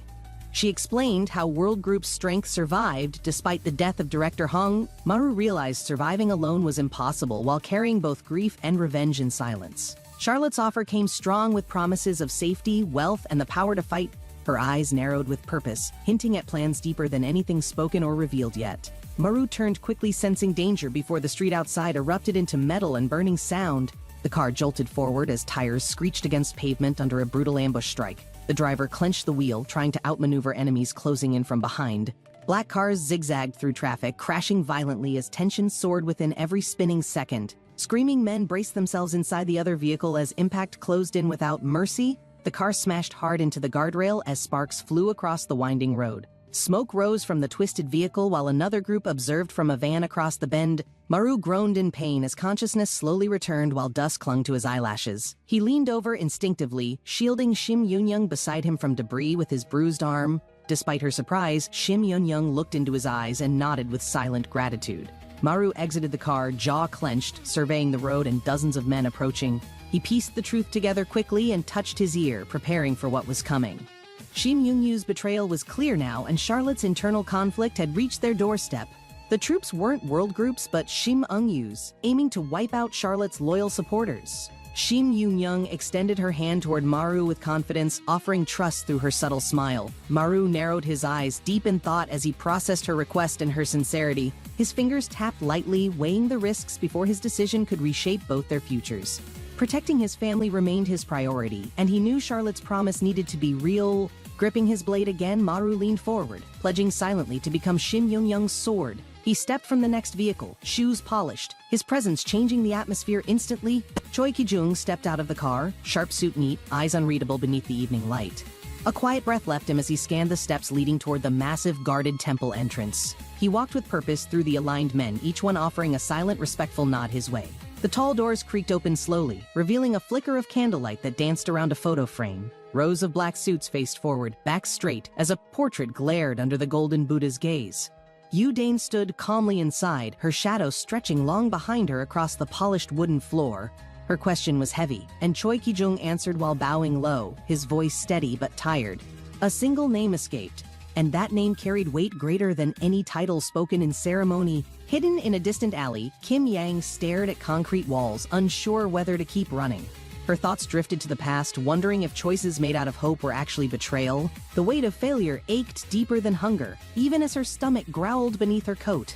Kim Yang rubbed her temple, frustration building, wondering why the simplest comforts felt so out of reach. With nowhere else to go, she marched into the kitchen, surprising chefs and guards with sudden boldness. She turned, amused at their confusion, scanning the black suits closing in around the counter's edge.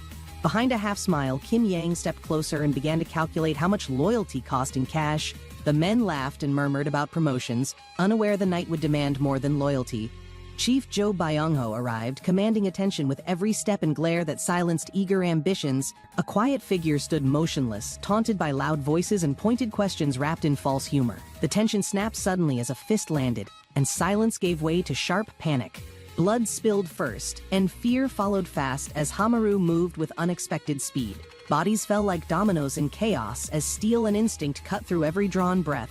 Arms flew wide, men shouted, but none could stop the rhythm of fists and knives clashing. Each strike felt unreal to Hamaru, but the rhythm came faster than thought or hesitation. Something inside clicked into place as fear turned to focus and noise turned into clarity. He understood the difference now between those who fight to win and those who survive. Surrounded by crumpled men and bloodied pavement, Hamaru's breath slowed, but hands stayed alert and ready.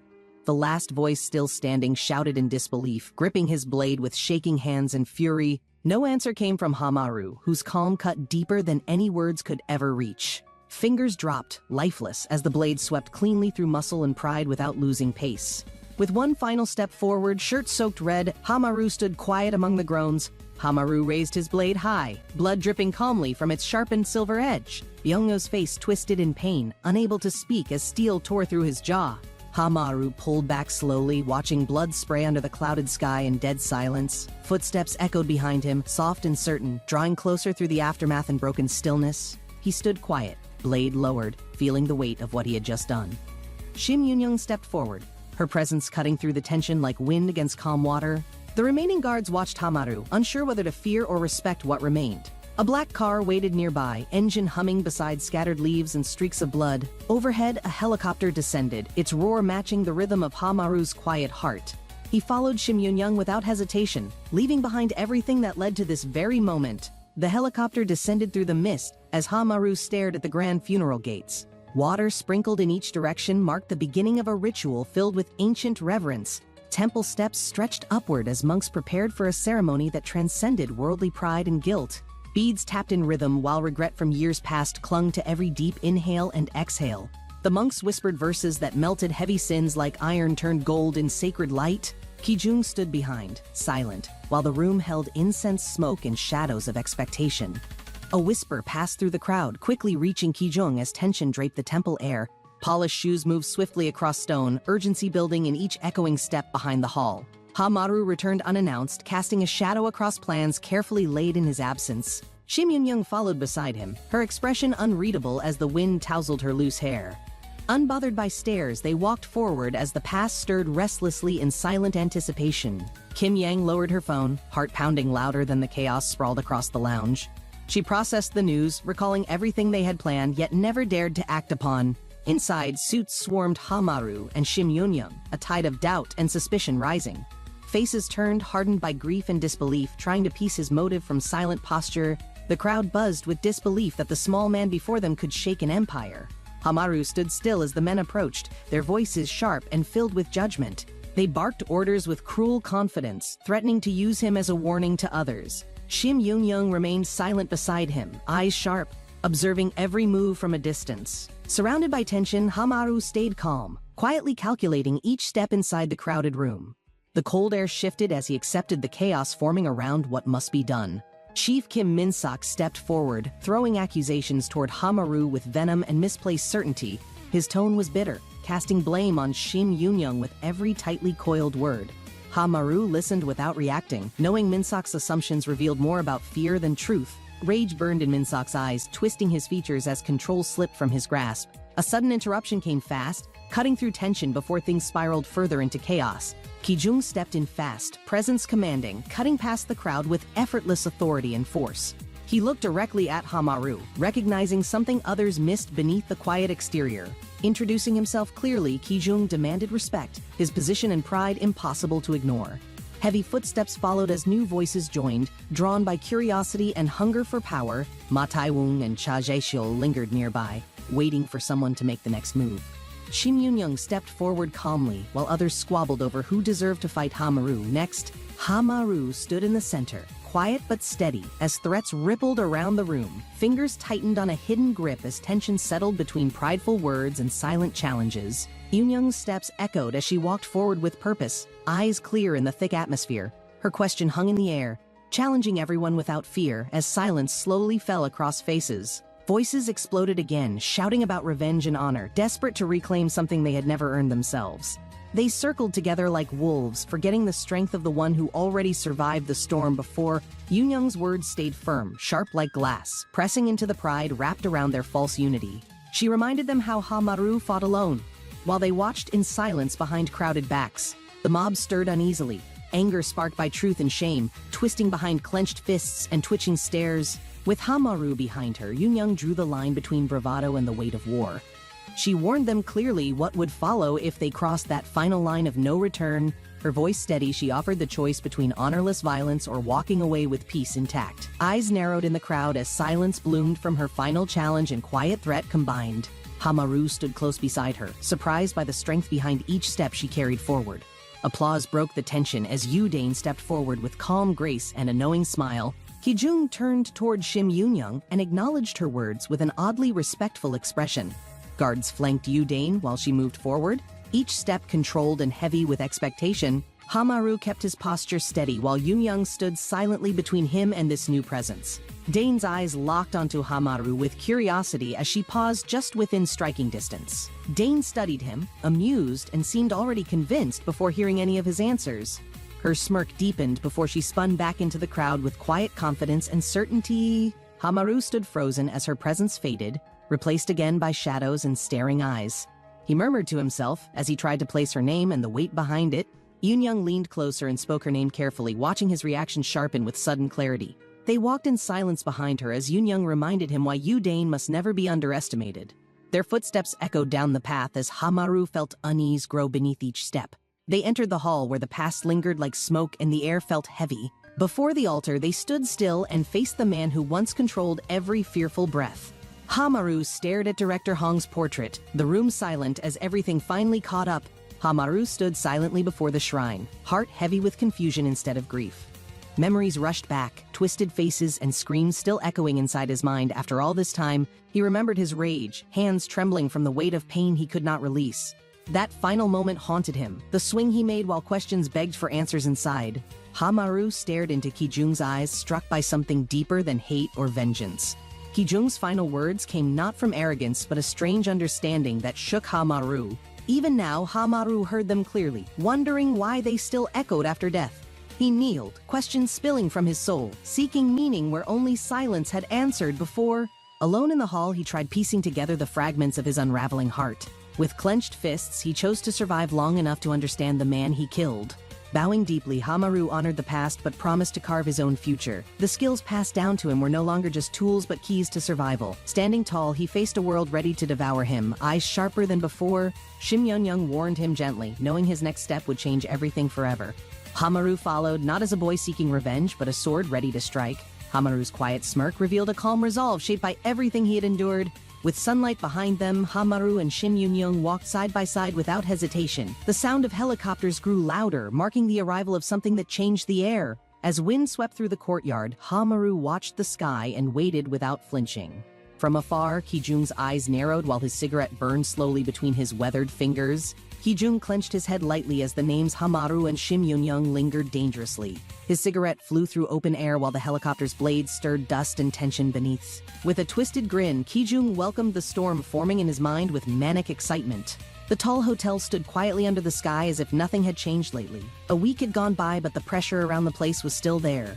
Employees bowed as Yun-young returned, her presence firm like a flag in the wind. Trouble stirred again from below, shaking calm with noise and frustration among familiar chaotic faces. Yun-young sighed deeply, realizing they were Maru's allies despite their wild and ridiculous attempts. She kept the floor clear, trying to focus while nonsense erupted from both sides. Everyone stared as the girl chomped down food like tomorrow might not exist anymore. The buffet became her battlefield, as she devoured everything with impressive confidence and rhythm. Though noisy and strange, this place finally felt warm, like something resembling real family. Yun-young approached the very important person room while greetings echoed like whispers before a brewing storm. Hamaru's family looked comfortable again, smiling as if peace had returned to stay. Yun-young's expression softened, noticing how well Naru seemed despite everything that had happened before. Naru grew curious, demanding answers hidden behind her brother's silence and stubborn protective nature. Yun-young met her eyes, sensing there was more than curiosity behind her pressing questions. Maru stood still, heart aching, knowing the truth would shatter the peace she felt. Hamaru stood silently, the weight of decisions pressing heavier than ever on his shoulders. Shim Yun-young watched, her calm demeanor hiding the concern growing behind her composed expression. Naru felt the tension but smiled, pretending everything was fine for her brother's sake. The warm hospital room carried unspoken gratitude, shared glances telling stories words could never explain. Their worlds spun violently, yet in that room, peace clung to each heartbeat and breath. The call broke the quiet. Shim Yun-young knew trouble never waited politely at the door. With a sigh, she turned, thoughts racing faster than footsteps echoing through cold, polished halls. The news spread fast. Shim Eun-yu's presence alone was enough to spark tremors and silence. Within lavish excess, Eun-yu lounged without care, masking intent beneath charm and practiced indulgence. But not everyone was fooled. Suspicion weaved threads across corkboards in hidden government rooms. A quiet investigator stared at photographs, connecting shadows with string and relentless purpose. Files stacked thick, each page stained by secrets, each page closer to undeniable truth. The burned site whispered of horrors, drugs, and destruction hidden beneath respectable foundations. Families collapsed under the pressure, their homes crushed by the consequences of silent deals. Somewhere in the chaos, Ki-jung vanished, and every faction wanted him found alive. Everyone kept circling back to one name in every case file they investigated: Hamaru. The red strings connected photos of violence and chaos, always pointing to him at the center. With only one blurry lead, detectives linked him to a mysterious woman from the funeral. The woman wasn't just anyone. She held power few understood. Everyone in the office froze. Shim Yun-young, head of Charlotte Hotel, held more than luxury. She inherited a dangerous legacy. Shim Yun-young walked through the club's thick air while eyes lingered with both interest and unease. The man beside her smirked, unaware his time beneath the lights was nearly running out. Laughter echoed behind velvet seats, drinks flowing as shallow masks disguised deeper motives and debts. Hamaru stood silently, reading the room like a butcher measuring meat for weight. Shim Yun-young tilted the bottle gently. The balance of control rested in her hands tonight. Her voice was calm, but the room knew tension brewed beneath her controlled expression. Red poured slowly into his glass. No one dared breathe. Something darker danced in her eyes. The liquid splashed suddenly, staining more than silk. His pride drowned before words could rise. Shim Yun-young smiled gracefully, but her gaze stayed cold. She poured another glass without hesitation. Han Tae-sik surrendered long ago, but she never forgot the cost of pretending everything was fine. Shim Yun-young entered calmly, her words sharp enough to make Choi Ki-jung tighten his grip. Choi Ki-jung sipped his drink slowly, hiding irritation beneath a cold smirk and low-toned responses. The bottle rested between them like a quiet threat. Tension thickened behind polite gestures and silence. Yun-young remembered her father's words about legacy. The balance had shifted before his final decision. She stood firm, her eyes warning him. Ambition without respect leaves you powerless in the end. He stared up from the couch, surrounded by laughter, ignoring her claim with shameless pride. Shim Yun-young remained quiet while Choi Ki-jung praised himself. Drunk with confidence and drowning in delusion, He mocked her legacy while boasting loudly, forgetting the line between status and true leadership. Glasses clinked as the others watched nervously, unsure whether to cheer or stay quiet. She flinched at the sudden grip. The room shifted. Nobody dared interrupt what followed next. Byung-ho tilted the bottle with force. Liquid splashed violently as his temper finally broke loose. His words were venomous. Everyone froze. The tone had shifted from mocking to full-blown threat. Shim Yoon-young stayed composed. Her silence echoed louder than the chaos erupting around the table. Byung-ho snarled about inheritance, thinking control could be taken with pressure rather than earned with respect. She gave no reply. Her calm stare said more than any outburst ever could. Shim Yoon-young smiled calmly, her warning quiet but clear as thunder in a silent hallway. Her words circled around Byung-ho's pride, sharp enough to slice through his confidence and arrogance. The silence that followed her smile made even Choi Ki-jung hesitate before laughing in disbelief. Byung-ho covered his eyes and laughed loudly, masking the unease creeping beneath his sharp tongue. Choi Ki-jung watched amused, calling it sibling love, unaware of the storm quietly building beside him. Shim Yoon-young reminded them Charlotte territory was not a playground for chairwoman Yu's loyal hounds. She spoke directly, naming Choi Ki-jung's title with a sarcastic bite tucked beneath her smile. Byung-ho reacted first, smashing the table with rage boiling louder than his empty confidence allowed. His voice echoed in anger as he barked about respect and young leadership without manners. His hand lifted swiftly, forgetting who truly held the leash in that room full of tension. Hamaru stepped in, his blade cleanly slicing down to interrupt the violent gesture immediately. The room froze. Hamaru's stance showed no fear as he stood between them both. His voice low, he warned Byung-ho to leave before blood replaced words in the air. Byung-ho backed off reluctantly, eyes locked on the blade that had already drawn a faint cut. He stared at his bleeding hand, confused how Hamaru struck despite being clearly pushed away. Ki-jung smirked while licking his hand, eyes sharp and hungry for something beyond revenge. Hamaru stared without blinking, his calm exterior barely hiding the fire roaring inside his chest. Ki-jung's grin widened, pleased by the tension, savoring the idea of shattering Maru's rising strength. Ki-jung cackled from the shadows, imagining the thrill of crushing Maru slowly under his twisted delight. Ki-jung lunged forward with speed, his eyes fixed on Maru's defensive posture ahead. Maru blocked with force, yet sharp pain slid across his arms, leaving sudden wounds. Confused, Maru glanced at his arms, shocked by slashes that shouldn't have gotten through. Ki-jung taunted from below, charging again, face wild with rage and fists ready to strike. The realization hit Maru hard. Those wounds came only from Ki-jung's monstrous bare hands. Hang Junho stepped into view, smiling wickedly with an unsettling sense of control. Maru steadied his breath, remembering his training and clutching his blade with firm resolve. Ki-jung braced himself while Maru dashed ahead, blade slicing through tension and momentum alike. With confidence pulsing through his veins, Maru believed for the first time he could win. As guests evacuated, chaos faded, but the room remained charged with unresolved, explosive energy. Yoon-young watched the clash closely, uncertain if Maru could overcome a force like Ki-jung. The battle was fierce, movement blurred as both men fought with precision and overwhelming speed. Ki-jung pushed harder, questioning if Maru had adopted the deadly form of Choi Doyle. But Maru countered with unexpected strength, bottle swinging midair, eyes locked on his opponent's next move. The strike landed with surprising weight, forcing Ki-jung to stumble as the fight shifted again. Maru grabbed the bottle midair and started swinging without hesitation toward Ki-jung's wide frame. Ki-jung twisted away, but the shattered glass grazed his skin, leaving an angry red streak. Maru tightened his grip, ignoring the pain, and pressed forward with a burst of determination. The clash of their strength echoed loud as Ki-jung barely deflected Maru's aggressive slicing motion. With eyes narrowing, Maru adjusted his stance and lunged once again, aiming for Ki-jung's exposed side. Ki-jung deflected again, chuckling softly as he acknowledged Maru's skill without saying a word. Their bodies collided once more, arms interlocking, momentum shifting wildly between them with each precise blow. Maru slid back, evaluating his next move carefully before springing in with a spinning strike. Ki-jung smirked behind his cigarette, brushing dust from his shoulder, unfazed by the frantic pace. He wondered silently how Maru defeated Junho with such reckless yet oddly familiar fighting patterns. With a rush of frustration, Ki-jung swept forward, each step heavy with pent-up disdain. Maru darted sideways, narrowly dodging the incoming strike, his focus tightening with each moment. He needed space, just a sliver, to shift tempo and turn defense into offense. But Ki-jung closed the distance with brutal speed, throwing a wide punch toward Maru's ribs. Maru spun around to counter, but Ki-jung's next move landed clean across Maru's back. Hamaru collapsed hard as blood filled his mouth and rage clouded his blurry vision. Ki-jung stared coldly, reminding Hamaru that Junho's death was never truly a victory.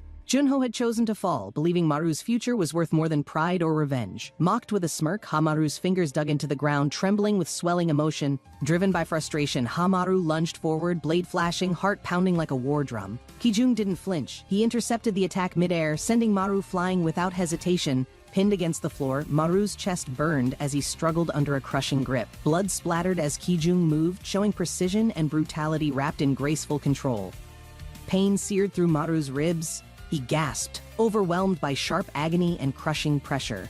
Kijung admired Maru's stubborn resistance as he coughed, clenching through pain with quiet defiance. Standing tall, Kijung acknowledged Maru's spirit, a rare quality hidden under blood and anger. Maru clenched his teeth, blood dripping, body swaying, determined not to show weakness again. Kijung's expression shifted, sneering at the reminder of a past he couldn't forget. His jaw tightened as he stepped forward, memories clashing with rising resentment and inner torment. Maru struck back with fury, legs whipping high, striking with everything he had left inside. Maru's chest burned as blood soaked through his shirt and every breath came harder. He charged again with raw fury, but Kijung blocked it effortlessly like brushing off dust. Kijung's voice trembled with hate as he remembered the man he never got to defeat. His attacks rained down like hammers, wild with emotion and rage over a stolen chance. Kijung felt the pressure. Maru's raw strength had reached a dangerous level through pain and anger. Memories flooded Maru's mind. He had promised to protect Naru and Mom no matter what. He stared at the room full of enemies, unsure how many more he could endure. Deep down, the fear surfaced. Would he really be strong enough to protect them forever? Kijung reached for Maru again, disgusted by the boy's hesitation in the middle of battle. The question grew louder in Maru's head while his fists trembled under pressure and doubt. Another voice yelled in excitement as others cheered for Kijung to finish what he started. Greedy promises flew around the room, each one trying to use this fight for power. A shadow appeared behind Kijung, unfamiliar and quiet, shifting the energy of the room instantly. Kijung turned his head slightly, grinning wide as if amused by the sudden presence beside him. Han Tae-sik stood ready with the gun, calm and certain, planning to execute his next move. Han Tae-sik raised the gun with certainty, aiming coldly to maintain order and control. Kijung grinned, unfazed by the weapons drawn, his hands raised in an exaggerated calm. Chaos unfolded while Maru groaned behind Kijung, and officers debated whether to intervene or retreat. Tension cracked as loud voices clashed and the officers hesitated, unsure of Kijung's real target. Han Tae-sik made a passing comment that Kijung had grown weak after suffering a surprise wound. Kijung stood in confusion, slowly noticing the blood on his chest and feeling something was wrong. He recalled the strange moment when Maru mimicked a movement seen only once in battle. Shock settled as he realized Maru had repeated every technique without any proper instruction or training. Kijung laughed under his breath, intrigued that someone could absorb everything like a sponge in chaos. A smirk stretched across his face as he finally understood why Junho respected the boy. Maru's wrists were bleeding under the cuffs as officers calmly read him his legal rights aloud. Bruised and silent, Maru was escorted through the room, each step heavier than the last breath. Despite the charges and the pain, Maru's gaze sharpened with fire that refused to die. Hamaru stood between two officers as Shim Yun-young watched him with silent worry. Shim Yun-young pressed her hand over her chest, making a quiet promise to free him. Maru looked ahead, his bruised face calm, carrying thoughts far deeper than anyone in the room. He asked her to protect his mother and Naru, the only things grounding him now. Kijung chuckled from across the room, amused that Maru still cared about family in moments like this. Maru gritted his teeth as his blood boiled under Kijung's smug, one-eyed expression. The pain in his body was nothing compared to the fire he felt for revenge. Kijung's taunts echoed through the hallway, but Maru's silence was heavier than any response. The guards led Maru away while Kijung followed behind, basking in the shift of power. News reached the office instantly, and chaos unfolded as Maru's name was shouted by everyone. Shim Yun-young stood firm, explaining the arrest while unease swept through the stunned room. Panic broke out as the workers demanded answers, each voice louder than the next. Kim Yang dropped her chopsticks mid-bite, disgusted by the thought of helping Maru again. She remembered her losses and blamed Maru for every setback, refusing to lift a hand. The others fought back, reminding her everything she enjoyed came from Maru's courage and sacrifice. Kim Yang placed her hand on Shim Yun-young's shoulder as confusion stirred within her thoughts. She never realized the food she enjoyed came because Ha-Maru carried the burden quietly. Shim Yun-young reminded her that loyalty wasn't one-sided, and kindness came through Maru's leadership. Shock melted into regret as Kim Yang clenched her teeth and swallowed guilt she couldn't ignore. While others stayed frozen, Kim Yang stood abruptly, determined to repay what she once overlooked. She stepped out into the hallway, barefoot, with nothing but resolve pushing her forward. The sky turned orange as evening settled, casting shadows across the quiet government building. Inside, Hamaru sat across from Han Tae-sik under flickering fluorescent lights in silence. He remembered Shim Yun-young's promise but couldn't count on time while enemies moved freely outside. Han Tae-sik studied him closely, commenting on how much Maru had changed since the beginning. His tone sharpened as he brought up the drugged meat and the recent murder. Maru stayed silent, but knew escape had to start from within before hope faded. Evidence tied everything back to Maru's place and even connected Shim Yun-young unexpectedly. Han Tae-sik leaned forward, cigarette burning, asking what kind of ties Maru had with World. With eyes locked forward, Maru sat quietly while Han Tae-sik questioned how anyone could help him now. An Ki-ju entered the room laughing, holding food, completely ignoring Han Tae-sik's cold glare. He insisted that Hamaru needed to eat before any questioning could continue fairly. Han Tae-sik stayed stern, annoyed by Ki-ju's relaxed attitude in the middle of an investigation. They debated the logic behind feeding suspects when no charges had yet been confirmed officially. Hamaru finally received food and watched silently as Han Tae-sik left him behind. An Ki-ju relaxed after Han Tae-sik left, cracking a smile and lightening the tense atmosphere. He reassured Hamaru that his superior supported this moment and things were still manageable. Ki-ju joked around casually, his tone shifting while curiosity about Shim Yun-young lingered quietly. The hot stew steamed in front of Maru, its warmth breaking the room's cold tension. As he stared into the broth, Shim Yun-young's reflection reminded him of her distant promise. In a distant room, Yu-dane sat grandly surrounded by nervous executives and polished chandeliers. She calmly listened while others gossiped about failures and scandals involving Hamaru and Ki-jung. A gray-haired man nervously criticized the vice president for inappropriate behavior lowering their company's value. Yu-dane silenced them instantly, her sharp gaze cutting through the room with quiet dominance. With cold assurance, she ordered them to discredit Shim Yun-young and shift power toward the board. Ki-jung stayed silent, holding back his frustration as he listened to the unexpected instructions. Yun-young watched closely, quietly sensing the tension build between power and restraint in the room. Another man grinned, eager to enjoy his moment, his twisted smile hiding more than cruelty. The violent grip pushed Hamaru against the ground, confusion swirling with a sudden sharp pain. With one glance, the truth struck hard, and the fear of betrayal hit faster than fists.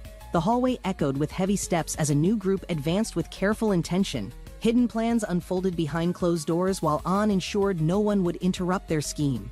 A calm man led confidently, knowing he had 30 minutes of freedom from any surveillance. He twisted the knob slowly, mocking the path Ki-jung failed to complete with grace. The sharp scent caught him off guard, the dark air hinting at something more brutal. Blood pooled beneath the chair as a shadowed figure slumped silently in the corner. A heavy hand pressed Hamaru's shoulder, dragging him back to the reality he escaped. Covered in bruises, he blinked toward the light as the words reached deep into memory. The sudden cry echoed sharply, drawing every eye toward the ominous truth laying at their feet. The silver-haired leader raised an eyebrow, surprised but not shaken by what he was seeing. The men stood around the fallen detective, shocked by the boldness of the brutal midday murder. One of them noticed the fresh blood, realizing the killer was likely still nearby, watching. The white-haired man took charge, instructing everyone to track the suspect before others got involved. Their formation spread through the crowd, dark suits blending with the buzz of street activity. Hamaru moved steadily between strangers, alert and quiet, blending into the flow of pedestrians. Hamaru clenched his fists, determined to end things before the night turned any bloodier. Hamaru's head slammed into the ground like a sack of laundry hitting pavement. Someone grabbed his hair roughly, dragging him up like trash, needing to be thrown out. He stayed still, ears ringing, while the guy spoke low with the stink of certainty. The grin said everything this guy enjoyed pain like others enjoyed late-night fried chicken. Maru's eyes widened, the dots connecting too late he wasn't just some hired thug. The hallway felt colder than usual, fluorescent lights buzzing louder than her irritated thoughts. Kim Yang cursed under her breath, blaming Hamaru for yet another ruined weekday morning. She spotted the girl hiding scared, barefoot, stuck in something bigger than herself again. Sliding her hat on tighter, she sighed, thinking about how everything always circles back here. Her steps echoed like punctuation marks, each one heavier with responsibility she never asked for. Kim Yang walked with purpose, muttering complaints in her head like a playlist on repeat. She didn't sign up for babysitting duty, yet here she was again, as always. Her jaw clenched tighter as her boots picked up speed, hallway turning into a runway. She checked the door sign, flexed her fingers, and decided today was her breaking point. Baton raised, she jumped mid-swing, all that frustration finally had somewhere to land, full force. Kim Yang froze in place, eyes wide, trying to process the bloody mess in front.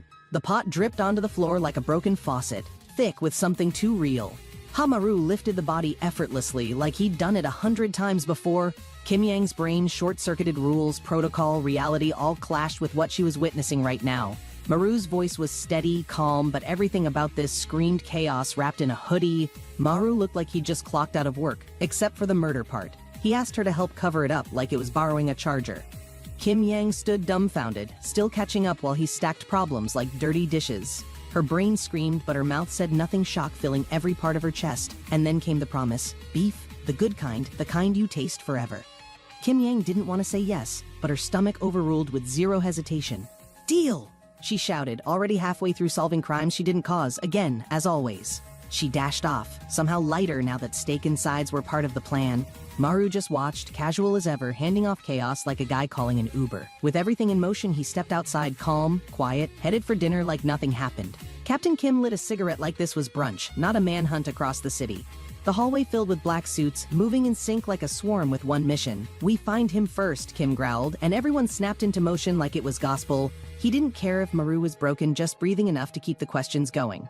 Kim Yang hid nearby, heart thumping. This was moving way faster than she thought it would. Ducking low, she pieced things together fast. Covering this up was no longer an option. She adjusted her hat, face serious now, choosing chaos instead of cleverness for once. Ruckus first, escape later, the only plan she had left, thanks to steak and friendship. But before she could act, Kim's voice hit like a slap to the eardrums. Her body flew, slammed midair, pain burst across her cheek as the floor rushed up. Kim's voice curled like oil on a hot pan, slimy, smug, just gross all over. Kim Yang muttered curses under her breath, wondering how someone could radiate so much human grease. He smiled like a crushy teenager. She stared like she wanted to erase his existence. He flirted with the grace of a sewer rat, still blind to her shifting energy. Her gun rose with purpose, quiet and steady. Her face read zero tolerance, zero patience. The station buzzed like static as rumors started twisting reality faster than people could process. Officer Lee stared, confused, wondering if this was just Monday's flavor of trouble again. One word cut through everything: run. It carried weight, like thunder before the lightning hits. Confused but loyal, Lee hesitated, brain trying to catch up with what instincts already knew. While the chaos built behind him, Han lit a smoke and casually took a call. "It's me!" Maru's voice crackled through like a ghost returning mid-storm, calm and dry. Han's eyes widened, but his face barely moved. He'd been expecting something weird, just not this. The crowd bustled outside. Maru was already gone, walking like someone who left trouble behind. The word spy hit hard, sharper than any gunshot, deeper than any physical wound. "I don't trust you yet," Maru said, casual, like this was just small talk. Han's fingers tightened around the phone. One word echoed in his mind louder than sirens: everything. The ceiling cracked from above. Or maybe it was just metaphor meeting reality at last. The fake attack started perfect chaos, loud enough to cover up anything needing buried. Kim Yang fired shots like an actress in a B-movie, loud, messy, but effective enough. Kim staggered back, hands to his ears, cursing like a man personally betrayed by fireworks. The floor shook as he charged one step too loud for a normal hallway. He yelled like a man unhinged, throwing kicks with energy that shouldn't be medically possible. Kim Yang moved fast, dodging low, her eyes sharp and done with his twisted nonsense. She let a punch fly, hitting with everything frustration and loyalty had built up together. Her voice was steady as the hit landed, not revenge, just long overdue maintenance work. Kim's eyes rolled, his laugh cracked. The punch didn't hurt, it excited him. Kim Yang flinched, not in fear, just disgust. Because this guy was genuinely deranged. His voice pitched higher, like this whole thing was a love letter with fists. But she didn't flinch. She fought harder, faster, throwing him like he was nothing. The crash echoed through the corridor, concrete met bone, pain met pride, and she stood firm. She blinked hard, adrenaline blurring everything, pain settling into her ribs like cold rain. But her stare stayed fierce. This wasn't over, not with him still breathing. Kim Yang ducked low, twisting from the floor, determination carving itself deep into her spine. She cursed him with every move, years of build-up in one smooth recovery. Hand to blade, she rose, not scared, not tired, just finally ready to finish it. Kim Yang's grip tightened around the blade, time to stop playing and start finishing this. Kim laughed like a cartoon villain, charging full speed like this was recess at a prison. His words oozed innuendo, gross and loud, trying to distract her with sleaze, not strategy. She didn't flinch, eyes locked, heart steady, daring him to actually make the first move. Suddenly a gun, a shout, and everything froze mid-motion like someone paused the entire building. Officer Lee held the gun like it weighed 50 pounds and was judging him back. "Fighting in a police station?" he stammered, voice cracking more than his confidence ever could. The silence broke when Kim sighed completely over the whole situation and clearly unimpressed. He stared at the barrel like it was a toy and shrugged off the threat. Kim Yang blinked in disbelief as Lee yelled again, hands shaking, clearly regretting everything about today. Lee shouted louder this time, but his hands still shook like a kid holding fireworks. Kim dared him, smirking like pain was dessert and bullets were just spicy sprinkles. Suddenly bang. A shot rang out and the world shifted in one loud snap. Kim staggered back, blood blooming on his arm, face caught between rage and actual surprise. Lee looked at his gun, confused and pale. I didn't shoot, he whispered to himself. Detective Han stepped in, gun up, cool as ever, like this was all a meeting. Lee turned, stunned again, wondering if anyone in this building ever got tired of surprises. Han's words felt like a shrug with a trigger calm threats hidden behind a smile. Kim Yang stood still, tension in the air so thick it felt like holding breath underwater. Detective Han tone was calm, but his words slapped harder than cuffs on a midnight collar. His gaze sharpened, already piecing things together like a veteran detective scanning a crime scene. They all froze: dead body, broken trust, and too many guns for one hallway. Kim Yang's gut twisted. Detective Han wasn't moving, and silence made it real before words could. Han's gun didn't lower. Instead, it asked questions none of them wanted to answer directly. Kim Yang panicked, raising hands fast, praying her uniform would mean something in this messed up moment. Han didn't blink, logic snapping tight as he pointed blame without breaking rhythm or sweat. Kim looked betrayed, throwing words around like they could undo the blood on his jacket. Kim Yang jumped in, calling him out because honestly, someone had to stop this spiral fast. Kim snapped, shouting like the volume might drown the guilt rising beneath his skin. But Han's finger didn't flinch. Gun steady, expression flat, like he'd done this 100 times. Kim dared another word and Han shut him up without even touching the trigger yet. Name called, charges announced, the hallway turned into a courtroom, judgment dropping like a gavel. Kim screamed. Lee cheered. Kim Yang blinked. Han just said, lock him up, like closing a folder. Kim Yang cheerfully salutes, proud of herself, thinking the chaos is finally over now. A voice interrupts her joy, questioning her oddly enthusiastic salute out of the blue. Kim Yang freezes in panic, realizing something's wrong and her gesture might have been misunderstood. Without warning, she bolts down the hallway as the others yell and start chasing her. Kim So-hyun screams about spies, convinced her salute means something more sinister than simple mischief. Detective Han pulls the trigger, ending the confrontation with absolute finality in his expression. A single gunshot rings through the air, shattering the tension and silencing the chaos. Meanwhile, elsewhere, chaos brews as Maru's friends make dramatic rescue plans like comic book villains. Shim Yoon-young receives a sudden call, confusion hitting her face as she hears the name. Maru's voice cuts through the line, leaving everyone stunned, unsure if he's even truly safe. Maru's friends panic, placing all hope in Kim Yang as their wild plan collapses. On the phone, Maru reassures them that Kim Yang helped him escape trouble. He walks through the city, casually explaining Kim Yang's delay over the phone, but tension returns. He hasn't made it far before realizing he's being followed again. Blending into the busy street, Maru keeps walking, phone to ear, planning his next move. He spotted another attacker rushing in, wondering just how many more were still out there. Reaching for a fruit crate, he calculated fast it'd be chaos to bring everyone together. With one sharp motion, he grabbed an apple, calm despite the storm closing in again.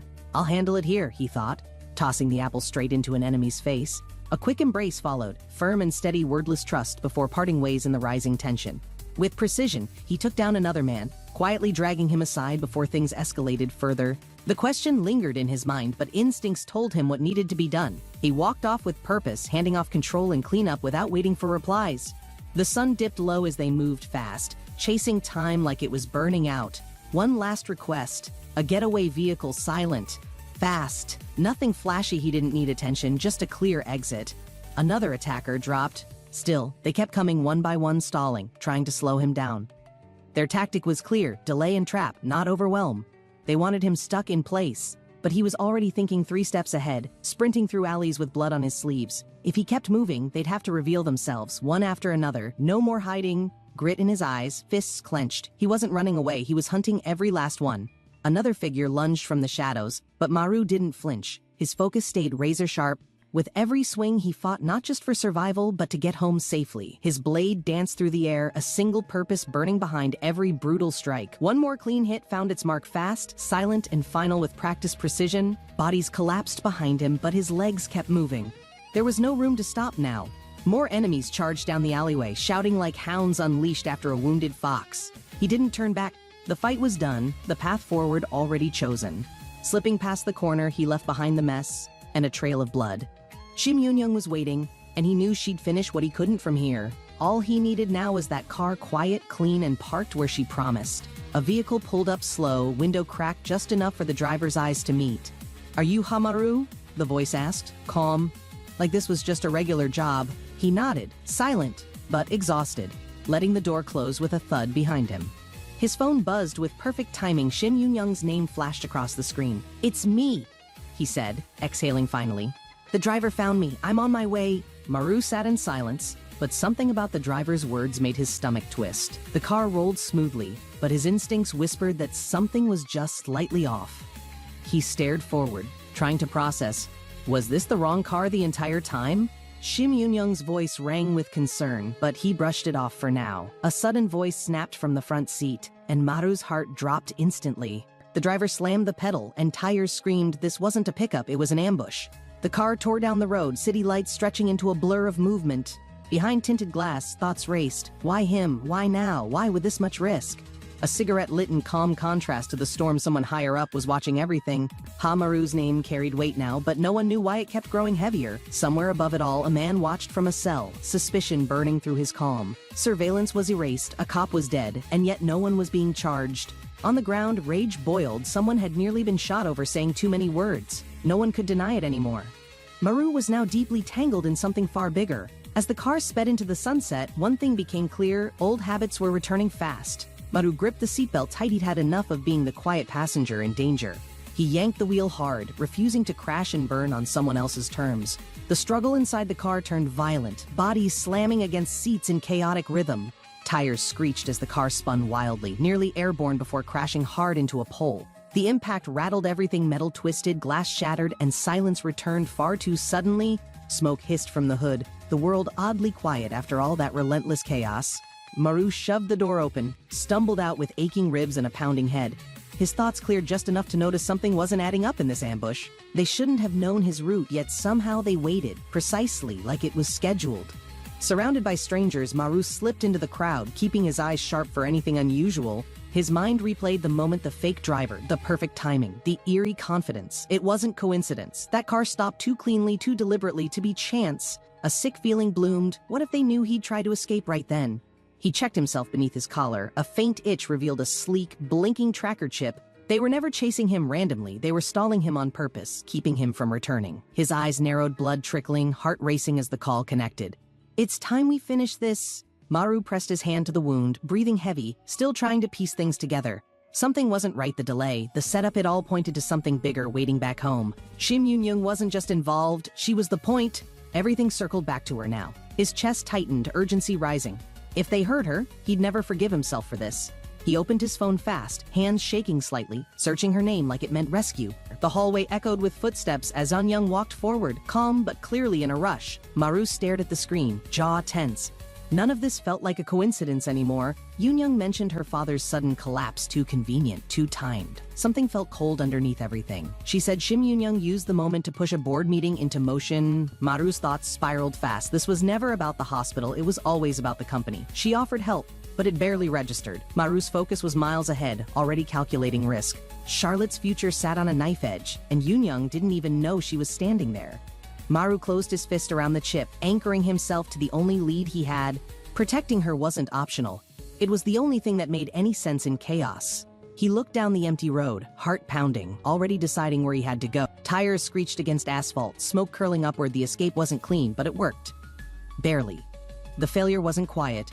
His rage exploded, fists swinging before words could even catch up. His voice cracked through clenched teeth, blaming every man present for letting one target slip away. Another hit landed, sharp and fast. Their silence didn't help, only fueled his frustration more. The tracker didn't matter. Maru had already crushed it, like everything else they tried. The men stumbled on excuses, but nothing they said could calm the storm now rising. Even Detective Han couldn't corner him, every move calculated, sharp, and impossible to keep up with. Realization sank into his gut. He wasn't dealing with someone normal. This was something else entirely. His phone buzzed, uncertainty flickering in his eyes as the map finally updated with movement. Maru's route wasn't natural. It was relentless, fast too fast. Panic started replacing the anger entirely. A chill ran down his spine. No one should be moving like that. Not humanly possible. Meanwhile, someone else launched from a rooftop, city wind whipping through fabric mid-dive. No hesitation, another demanded answers loud, frantic, wanting promises fulfilled, angry from the confusion still clouding everything around them. But Maru didn't flinch. Shim Yoon-young mattered more. Everything else came second to protecting her. The sun dipped lower as they stood together, silent understanding between them, ready for war. The towering building loomed above, and his heart dropped. There was only one way down. Wind howled in his ears as doubts and curses filled the space between each breath. No one asked him how he felt, they just expected him to leap. But still, he jumped, anger burning hotter than fear, chasing the mission that wouldn't let go. The city blurred beneath him, but his thoughts stayed locked on one face, Maru's. Screams echoed into the sky. He wasn't done yelling, even after reaching solid ground again. Inside the hospital, confusion swirled. Doctors gathered around the bed, glancing at each other uneasily. He was fine yesterday, someone said, tension thick. Something about this situation didn't sit right. Yoon-young leaned in, questioning everything, especially who came and left while no one was watching. Only one name came up. Shim Yoon-young. And that changed everything in an instant. She stared in disbelief. Had he faked an emergency just to grab power for himself? Cold realization set in. If he could manipulate this, what else was he controlling? They were forced to leave, but Yoon-young's mind was spinning with every step away. When the door wouldn't open, she reached, fast, heart pounding louder than any alarm. Smoke slipped from beneath the doorframe. Something else was happening, something worse than she imagined. He leaned back in the chair like he owned the room, feet up, smug smirk. Late or not, he wanted her gone, using her absence as an excuse now. The table grew tense, his words reckless, jabbing at every older member with zero filter. He yelled again, impatient and loud, like noise would make power shift in his direction. One man spoke up gently, unsure. This wasn't how board meetings were normally started at all. Another tried to reason they should wait. Everyone knew President Shim never arrived without a reason. But he rolled his eyes, bored. Yoon-young didn't matter if he was already sitting there. One man snapped. Stocks were falling, and it was because of this arrogant, chaotic mess. He shouted louder, pushing accusations across the room like facts no one had time to check. The tension turned to yelling, the board erupting in frustration from his endless dodging and lies. He played victim and hero at once, twisting stories like he was the savior misunderstood. Arms raised, voice confident, he blamed Yoon-young for everything, even things she wasn't part of. He shouted she was scheming, while claiming he was the one protecting what the company built. The room didn't buy it. Their patience cracked. Their anger grew too big to hold. Still, he exhaled like none of it mattered, completely unaware his grip was already slipping fast. His voice cracked with rage, but no one flinched. His grip on control was slipping. He shouted about being the reason behind the company's success. Eyes wide, ego even wider. Arms raised high, he tried to rewrite the truth with volume instead of logic. The blame shifted hard. He called out Yoon-young, accusing her of being the real problem. But before his rant could spiral further, a sharp fist knocked reality back into him. The doors burst open, chaos rushing in like a storm ready to change everything. One man flew across the room. Charlotte's calm boardroom flipped into total disruption in seconds. Maru's presence was confirmed, but the air didn't feel like victory. It was full of questions. No one expected it to go this far. The enemy walked right into their home. Eyes shifted around nervously. Maru must be here, one whispered. The tension thickened instantly. The signal hadn't moved. But it didn't make sense. Where was he actually hiding now? The order was clear: tear the place apart if they had to. Find him fast. Shouts echoed down the hallway, frustration boiling over into threats. They were getting desperate now. Outside, a figure clung to the wall, trembling. Not every plan was smooth in execution. Back inside, the vice president's fury hit full throttle until he turned and saw Captain Kim smiling. Captain Kim stood calm, defiant before the board, as chaos slowly began to unfold. The room erupted, betrayal, power struggles, and rage spilled out with every shouted accusation and clenched fist. Shockwaves hit the elder's secrets laid bare, and bloodlines questioned with scornful, bitter fury. Tension snapped, blame hurled at Kim, desperation growing, trust shattered in mere seconds. Enraged and armed, security charged in as chaos reached a breaking point inside the boardroom. Amidst the chaos, he groaned awake, the weight of pain anchoring him to reality. Shim Yoon-young's actions became clear. He'd pulled him to safety, protecting more than just pride. The room was full of wounded loyalty fighters, allies, and blood, each soul struggling to hold on. Beside him, their father unconscious, breath faint, symbolized everything at stake in this brutal conflict. A sister, bloodied but fierce, stirred with purpose as ominous footsteps echoed from beyond. They came closer, boots loud and deliberate, violence inevitable, and hope dangerously thin. Shim Yoon-young's soldiers approached, heavy-handed shadows of a crumbling empire built on secrets. Panic crept in. Was this truly how it all ended, cornered and overpowered? A door slammed open. She braced herself for death but heard a familiar voice instead.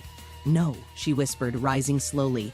"Nothing's over yet. We still have a chance to fight." His hand reached through smoke and fear, bloodied but steady, offering hope instead of surrender. "We have to make our own endings," he said, eyes fierce with unwavering conviction and strength. The heart monitor beat steadily. but nothing about the moment felt calm or secure. Maru stared quietly, relieved Chairman Seo was alive, but uncertainty clung to the sterile air. Doctors murmured updates his condition declining fast. The silence spoke more than their guarded words ever could. Yoon-young stood stiff, torn between grief and rage. Her father nearly died for corporate ambition. She questioned everything. Was this war even worth it if it cost her peace of mind? Maru's voice broke through her spiral, reminding her of the weight she still carried. Her fingers trembled, but her voice steadied. She wouldn't let this family fall apart. Maru's grip was firm, his eyes unwavering. He'd risked everything to stand beside her. She remembered his scars, the lengths he'd gone to protect her when no one else would. His words weren't just promises, they were anchors, and in them she found strength again. She placed her hand on his grateful, grounded, and ready to face what's ahead. A smirk tugged at her lips. He couldn't attend a board meeting dressed like that. Her tone softened, playful. Even in chaos, there were little moments that made things lighter. He looked puzzled but nodded. The meeting had passed, but her fire hadn't dimmed. Her gaze shifted beyond the boardroom. The shareholders' meeting loomed. She'd be ready this time. Maru stiffened. Yoon-young's warning hit hard. The board might already be out of control. Confusion sparked as the doors opened to chaos. Something dark had taken over completely. Panic erupted. Someone screamed. Bloody floors, broken glass, orders to capture no matter the cost. The ambush was ruthless. Blades flashed. Maru ran, breath tight, heart hammering inside his chest. Kim Yang was already in motion, slipping through danger like he'd rehearsed this moment forever. Director Kwok didn't move, blood pooling. Someone called his name, but hope had already left. No one expected death. Not yet. Not like this. The room spun in disbelief. One man barked in denial, shifting blame. Another shrugged, cold, like death was just business. Shouts filled the room. Maru's name again. Everyone scattered, hunting ghosts in a collapsing plan. The boss's face twisted. This was going downhill fast. Cleanup would require something far worse. Two goons joked, drunk on power, thinking intellect could excuse them from all consequences. Captain Kim wasn't amused. He just wanted space to breathe and a plan to form. But threats came wrapped in smiles. Leverage was the game, and loyalty was flexible. The offer dangled, betrayal in exchange for power, Charlotte's throne for a little help. Kim hesitated. Every move now mattered. This wasn't politics anymore. It was survival in disguise. A handshake sealed the deal, but Kim's eyes didn't hide his growing concern. The man laughed wildly, as if planning chaos was a perfectly normal business proposal. Board of Directors feast! He yelled like this was celebration, not brutal corporate warfare. Screams followed as bodies hit the floor. No mercy, no pause, just ruthless execution. Outside, Kim Yang clung tight, breath held, waiting for his cue to slip inside again. Her eyes widened. One breath, one wrong move, and she'd be caught for sure. Inside, Shim Yoon-young grinned, playing the room like a stage. Performance rehearsed to perfection. Everyone lined up, afraid, unsure, willing to sign anything just to survive the chaos. He waved the paper like a prize, hungry for power masked behind fake charm. Director Park snapped, yelling back, but his words barely echoed in the madness around him. Yoon-young grinned wider. Mocking him rules meant nothing when fear rewrote the game entirely. With a roar, he struck. Madness wasn't an act. He was deep into the spiral. His fists flew with rage, not reason. The others just watched, afraid to blink. Sign it or die. That was the vibe. Violence as negotiation, fear as currency. With a calm nod, Yoon-young turned to Captain Kim, ready to erase them all. One by one, they begged, knees hitting the floor, dignity crumbling with every word. Desperation flooded his voice, clinging to old memories like they could undo today's horror. Yoon-young stared down, blank-faced. Sentiment had no place left in this room. A cold smirk followed. He remembered, but mercy wasn't on today's agenda. The order dropped, no hesitation. Another man thrown like garbage, screaming into the sky. With a final command, Dai Yoon-young sealed his image as more tyrant than businessman. The next man burst, furious. Theatrics couldn't mask how cornered everyone actually felt. Still, he shouted back. Joining Charlotte meant accepting death could come at any second. Yoon-young clapped mockingly, playing along like it was all just entertainment to him. Then came the twist. Stocks didn't vanish with death. He'd go after their families too.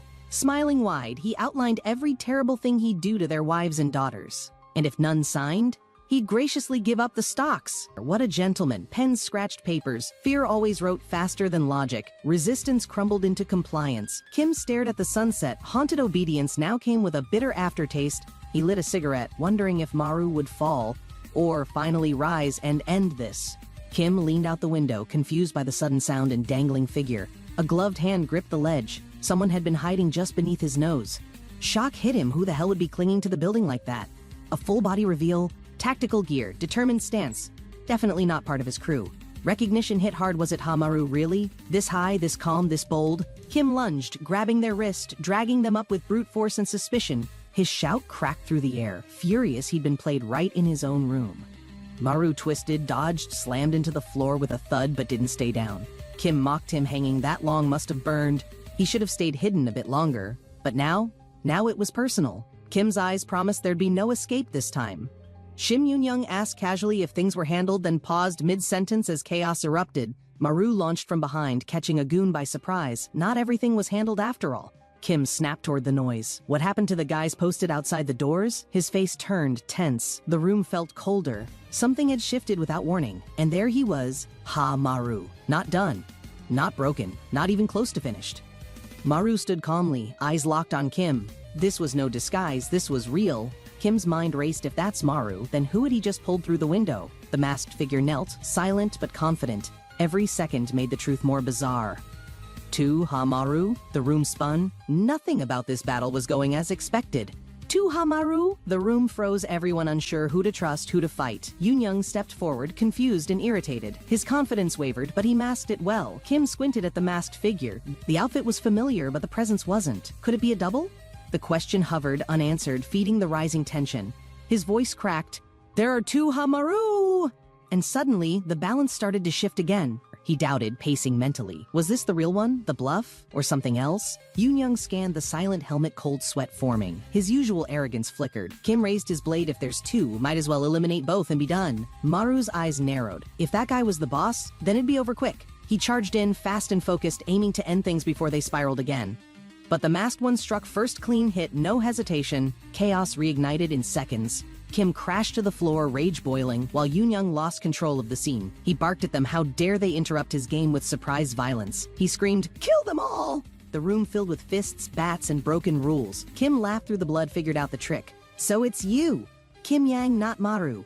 Kim grinned wide, but Shim Yun-young's presence reminded him things weren't over just yet. Shim paused, realizing Kim's focus had slipped far from what actually mattered in the moment. Yun-young quickly ordered Kim to stop playing and focus on capturing Maru immediately. Kim's pride got bruised fast, shouting like a kid who just lost his favorite toy. Shim pushed again, trying to bring things back to their deal, desperate for quick action. The sound of high heels echoed confidently, cutting through blood and tension in the room. The men froze, turning to see a familiar figure walking through the chaos unharmed. Yun-young stood tall, flanked by allies, a steady force surrounded by broken bodies and hope. Her eyes burned with purpose, refusing to back down while evil still stood in power. Shim stared, realizing too late that Yun-young wasn't the kind of problem you walk around. Yun-young reassured the others, voice calm, like someone who'd already planned 5 steps ahead flawlessly. The board members looked relieved, finally thinking things might settle down with her in control. But curiosity lingered. Everyone wanted answers. What happened, and where did all this chaos begin? Shim smiled, trying to act normal, but Yun-young saw straight through his thin performance. Without hesitation, she struck him, fury and clarity delivered straight across the face in silence. Shim Yun-young leaned back, grinning like he owned the world, unaware how quickly things would shift. Across the table, she held the document lightly, reading each line with a tightening jaw.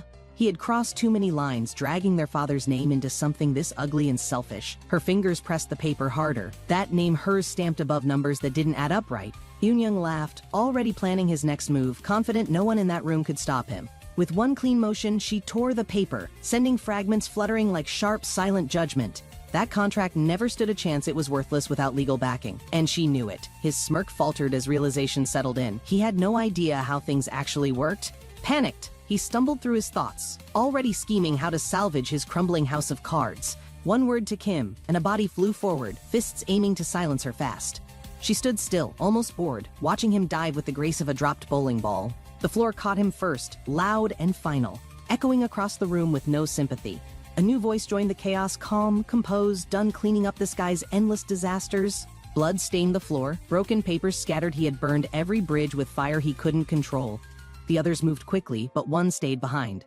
This wasn't over, not between them too. As guards pushed Yun-young back, the tension thickened, silence snapped like a twig under boots. The man with white hair cracked his knuckles, already fired up and itching for violence. He wasn't waiting for orders, this was personal now, and his grin showed it clearly. He lunged forward again, blade glinting, body low, cutting through the space like a freight train. Eyes locked in, his target didn't flinch. He stepped forward with equal force, ready for chaos. A sharp turn of the head showed her reading the scene, cold but quietly alert. Steel clashed mid-air, energy flaring as if the room itself had started holding its breath. His blade barely missed cut through skin but not resolve, drawing blood with frustrating precision. The sting burned hot. He cursed himself, distracted by movement, completely missed the weapon's arc. Steel flashed again faster this time, and Manager Hong carved through space with a trained, merciless rhythm. Sparks flew as blades collided, one strike after another, both refusing to give an inch. A clean punch sent the white-haired man staggering, blood spattering across his polished shoes. No time to recover. Hong's knife was already flying again, targeting gaps with machine-like efficiency. One more blow landed, clean knuckles cracked, shoulder twisted, and Yoon Young's man dropped hard to the ground. With blood dripping, Hong stood firm, calm, bruised and sharp-eyed, knife low and breathing steady again. The kick came hard and sudden, his suit twisting mid-air as tension snapped into motion. He shouted his rank like it meant something, but titles don't block fists or knives. Hong ducked low, blood dripping, grip tight, eyes sharper than any strategy plan could match. The next kick sliced clean through the air, fast, brutal, and aimed to shut things down. But Hong caught him mid-move, holding steady, unshaken, letting his silence say everything he needed to. In a flash, the fight turned, and Hong took him down with ruthless precision. The guy rolled, groaning, frustration rising with every second he wasn't in control anymore. Blood covered his temple, his words trailing as another attack came without hesitation. Hong didn't wait, he was already mid-swing, blade whistling, eyes locked in a laser focus. The sound of steel and pain filled the room, sharp, final, and echoing like judgment. The white-haired man collapsed, blood soaking through his clothes, rage stuck behind clenched teeth. Hong stood tall, blade low, breath calm, as if nothing had happened at all. Shim Yoon Young shouted from the corner, voice cracking under fear he couldn't hide anymore. But before he could run, a punch landed, dragging him straight down with finality. He lay stunned, face bloodied, still confused why everything crumbled despite all his careful planning. Hong stood firm, his red eyes calm, body cut up but strangely unaffected by pain. The sight confused everyone. How could someone still move that fast after bleeding out like? His breathing didn't even change, posture relaxed, like nothing had happened in the last 5 minutes. The injuries were real, but his presence felt stronger, more dangerous now, like something wasn't normal. She grinned wide, tilting his head, amused and unbothered, like the pain didn't register at all. Blood soaked through Hong's sleeve, but he barely flinched. Something about this man's calmness didn't sit right at all. He stood like nothing mattered, completely unbothered by wounds that should have knocked him out. It was honestly pretty disturbing. Hong scanned him again, unsure what he was seeing. Could someone be so broken they simply stopped feeling pain? The grin stretched too wide, like a puppet pulled by wires. That look promised something worse than a fight. In a heartbeat, he launched forward, knife low, grin higher. There was no hesitation, just pure, chaotic intention in motion. Maru steadied his breathing, already sizing up the chaos. This wasn't just a fight, it was something entirely different. There had to be a way. Pain didn't stop him, sure, but blood loss was still a universal weakness. His blade moved quick, aimed for the artery, no mercy, no pause. This wasn't about winning, it was survival now. The knife struck flesh, clean hit. But instead of falling, the man just smiled, like he'd waited for this.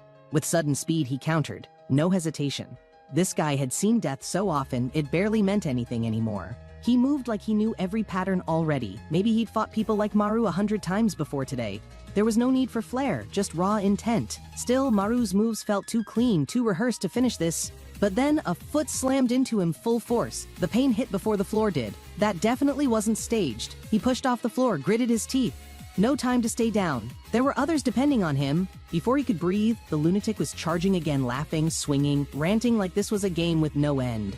Maru's body ached from the hits, but his rage burned brighter than the pain. He couldn't let this end. The knife came fast, aimed for his chest, full force, all instinct, no pause. Everything happened in one breath. Silence filled the space. Just the wordless crackle of tension in the air, like something big had just shifted. Blood pooled beneath a lifeless man. His story ended here, but the weight of him still hung in air. Amidst the corpses, a figure bowed formally, no fear, no panic, just calm respect for the man they all served. Hyukjin's words were cold and precise. He handled death like paperwork. Everyone on this floor was already accounted for. The others stood tense, unsure of the stranger's presence. He wasn't meant to stand out yet now. Everything felt off. There was hesitation. They'd trusted Hyukjin without doubt, but Maru's survival wasn't something they could just walk away from. One woman stepped forward, voice calm but unsure. She didn't want to leave Maru behind. Something still didn't feel right. The cheerful one smiled, lifting the mood slightly. Her faith in Maru was so strong it almost felt unshakable. Despite the chaos, they started moving. The mission had changed, but the promise to return was set in stone. She walked with quiet resolve. Her eyes didn't waver. No matter what, she believed he'd return in one piece. Meanwhile, Maru was back in the thick of it, forced to fight again despite barely standing moments earlier. His grip tightened. This time, he wouldn't miss. There had to be a limit to how much even he could take. The man growled low. In his mind, Maru wasn't a threat, just another pig waiting to be carved. The blow landed flush to his face, sharp, clean, unstoppable. It was a message, not just a counterattack. Maru twisted midair, body fueled by instinct. Even monsters had limits, and he was determined to find this one's. That swing wasn't random. He understood the logic. Pain might not stop him, but a good hit could stall. In slaughterhouses, one rule stayed true: don't let them suffer long. One clean blow or risk making things worse. If the kill is an instant, aim for the skull. Daze it, stall the madness. Sometimes brutality is survival. He charged forward with the hammer raised, striking low and wild. If it bleeds, it can fall eventually. His eyes darted. The guy was still standing. Maru winced. That crack to the skull didn't do enough. Across the room, the man laughed, bleeding, bruised, and buzzing like he just won a lottery with violence. Another swing, faster than before. This wasn't just a fight now, it was a clash of monsters who wouldn't stop. Maru gripped the hammer tighter. The head shots weren't enough.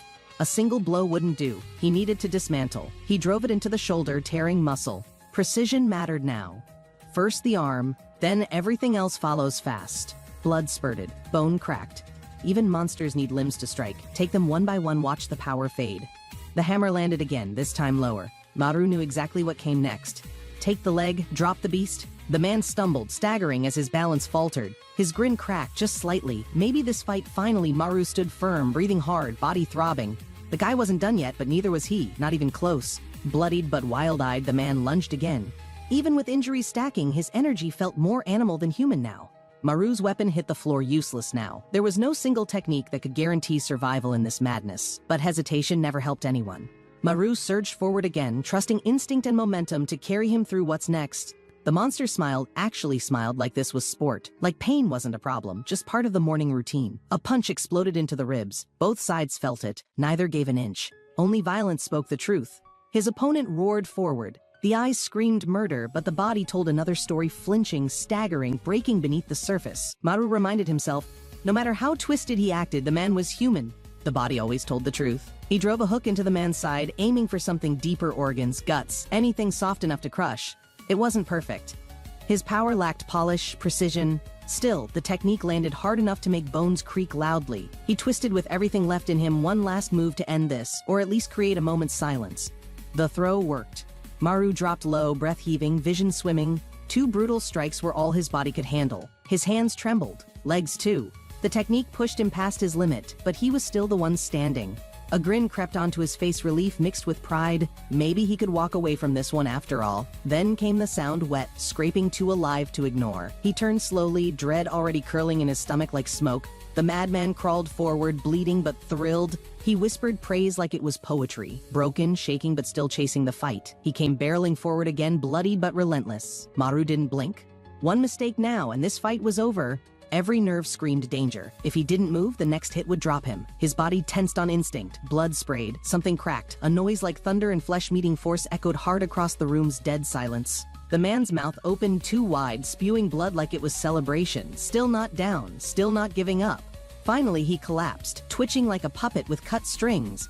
His voice was faint, but that twisted grin remained. Maru stood above the wreckage, chest rising fast. If that lunatic had lasted longer, things would have gone bad. He didn't have time to reflect. A voice called out from the hallway. Reinforcements were already coming. Surprised by the familiar face, Maru blinked. This bodyguard wasn't just background anymore. He looked like he meant business. No time for questions. The man's voice was sharp, get out now, and something about that urgency rang dead serious. Maru followed his line of sight. A wave of suits flooded the hallway. These weren't regular hired guns. Outside, helicopters sliced the air as heavy boots hit the ground.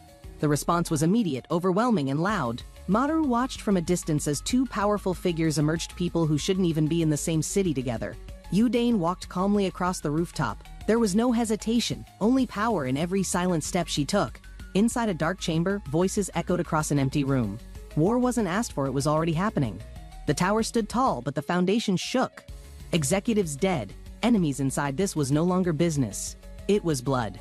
The line went quiet for a moment, then a calm voice offered reassurance, cold, precise, and confident in outcome. With a half smile, she lowered the phone. The wheels were already in motion. Nothing could stop it now. Her black suits swarmed behind him. Not just one target, they were clearing the map. It wasn't a rescue, it was control. Maru ran fast, questions stacking. The building was burning from the inside out, but he needed one answer first. Outside, armed guards lined up like chess pieces. The hotel wasn't safe anymore. The war had reached their doorstep. Inside the hospital room, laughter returned for a moment. It was brief, but felt like sunlight after a storm. Outside, guards stood still like statues, expressionless, unreadable. Something deeper was moving behind their calm. A storm held back. Without warning, they charged forward in sync, blades drawn, eyes fixed. Nothing about this felt like normal security protocol. The city lights barely flickered as Kyung and his security crew gathered below the tower for another late call. With his baton tucked behind him, Kyung glanced up, already annoyed this shift started without warning or explanation. Again, they didn't get paid extra, not a single bonus for night duty, just empty promises and heavier responsibilities piling up. Tired eyes and clenched jaws moved together. If they were cleaning up trouble, it needed to be quick tonight. But before they even reached the lobby, something felt off. Unease crept in fast and nobody liked the silence. The lobby was spotless, untouched, like everyone had vanished in a rush. Not even a single cup tipped over. Kyung's instincts flared. It was too quiet to be clean.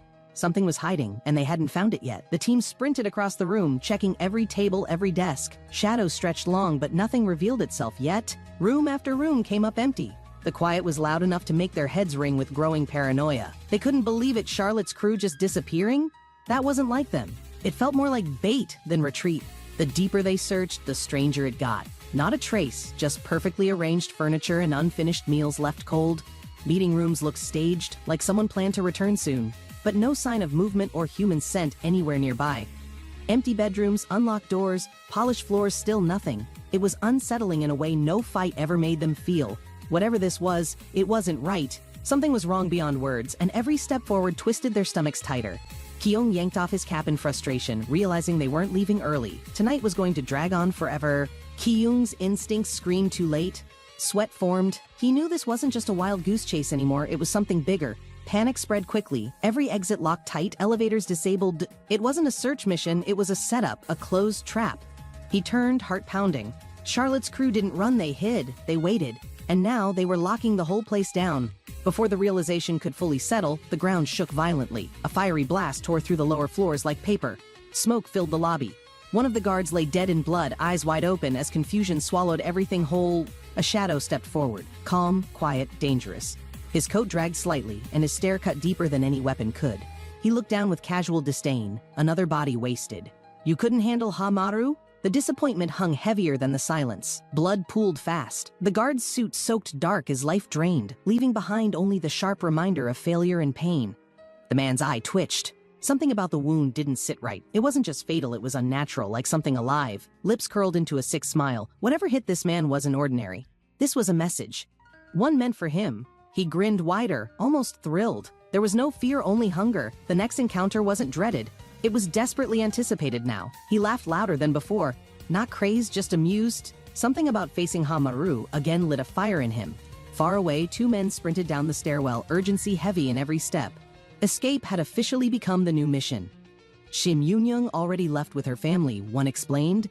Busan's the fallback point. It's safer there. We're stalling now. Seoul was crawling with world's influence. Busan was neutral ground for now. Shim's move might just shift the entire balance overnight. They sprinted toward the door with everything left in their legs. No room for mistakes. Busan was their last shot. The getaway vehicle was just past the exit. One door stood between them and a chance to reset everything.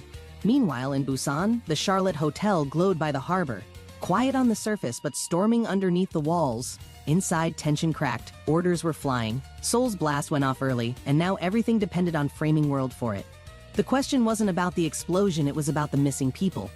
And someone still hadn't reported in from Japan. Shim Yoon-young locked eyes on her sister, reunited in safety, even if just temporarily, with war breathing down their necks. The hug felt like a rare pause. Yoon-young smiled wide. For now, they could pretend Busan was a vacation. The ocean shimmered from the windows. The rooms were comfortable. It almost felt like they hadn't left behind a battlefield. She laughed lightly about her brother, but deep down, everyone knew peace never lasted long in places like this. Then came the question Kim Yang. Her absence stood out now. Too calm, too long. Something wasn't right at all.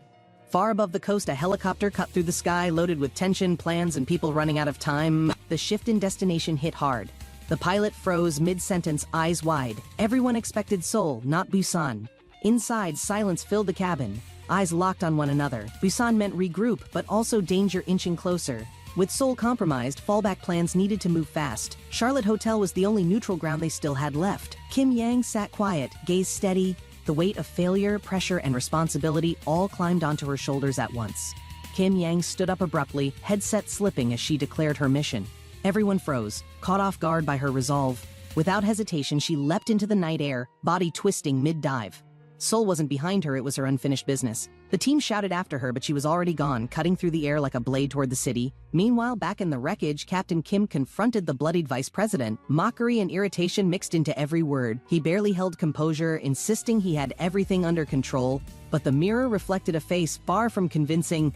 Captain Kim inspected the phone with casual interest. Not a message, not intel something stranger. It was tracking a person. The speed was unnatural, practically inhuman. His smirk grew. This wasn't some rookie running scared, this was a monster charging in.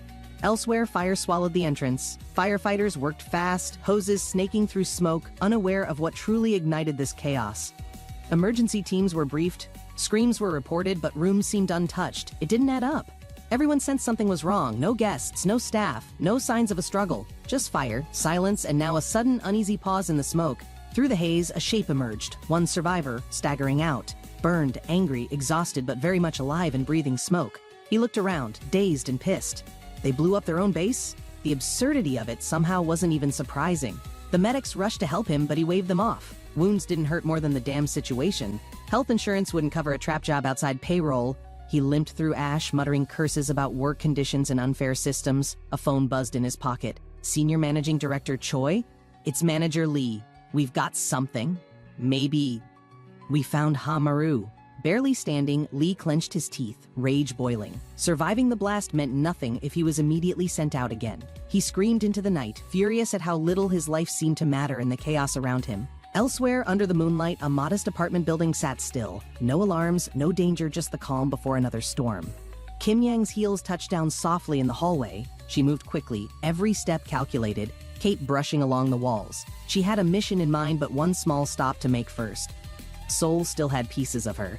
A heavy hand smacked down on her head. She winced, instantly recognizing the old-school scolding from someone familiar. The voice scolded her outfit, not the mission. Only a woman like that could roast someone mid-covert return. Inside the dining area, warmth returned. Familiar faces, cheap noodles, and the same neighborhood crew all gathered like nothing changed. Jokes flew, bowls steamed, and for a brief second, Kim Yang's exhaustion melted in the smell of salty broth. She grinned, soaking in the moment. For a place built on scraps, their food always tasted like a reward. Her aunt leaned in, still fussing, but Kim Yang just laughed it off. A good scolding meant they still cared. The ramen had barely cooled before she was back up. There wasn't time to relax, not really, not yet. A quick excuse flew out she'd be back soon. Everyone knew she probably wouldn't, but nobody said it out loud. Chatter followed her to the door. They teased, joked, asked if she had a boyfriend. She didn't answer, just smiled. Down the hallway, water dripped into the drain, distant humming echoing. In another room, her gear waited beside the bed. A photo peeked out from her gear, faded, old, full of smiles. The kind of memory that lingers forever. Two girls in uniforms, years younger, arms around each other. Everything felt different back then, lighter, simpler, before war ruled everything. She sprinted barefoot through the hall again, a towel in her bag and renewed energy pushing her forward with purpose. Her hand hit the doorknob with precision. This wasn't just post-shower excitement, this was recharged Kim Yang, locked back in. Arms wide, she shouted for her noodles like it was a battle cry, a hero's welcome with broth and spice. The scene she returned to wasn't celebration, it was blood. Her comrades collapsed, faces familiar, eyes fading into silence. The kitchen reeked of iron and loss, plates scattered across the floor. No struggle, just clean, terrifying execution everywhere. One of them, barely alive, whispered in confusion, "Comrades?" But nobody answered, just heavy air and the smell of cooked ramen. In the corner, one man slumped with a rod in hand. His voice cracked. "It's not Hamaru, it's her." He shook his head, tired of it all. Wrong info, wrong place, wrong time. He ate noodles like a funeral. Kim Yang arrived, guns drawn, faces tense. She didn't flinch, she just sighed like it was a Monday. The man scratched his head and lied calmly. They were already dead. He blamed her with eyes too calm. They circled her, barrels cold against her. She didn't move. She'd seen this before, betrayal in a corporate package. They talked like it was business. Old co-workers turned suits with itchy fingers, blaming protocol and orders for everything broken. But Kim Yang's gaze sharpened. The humor left her voice. She'd played nice enough. Now it was time to speak.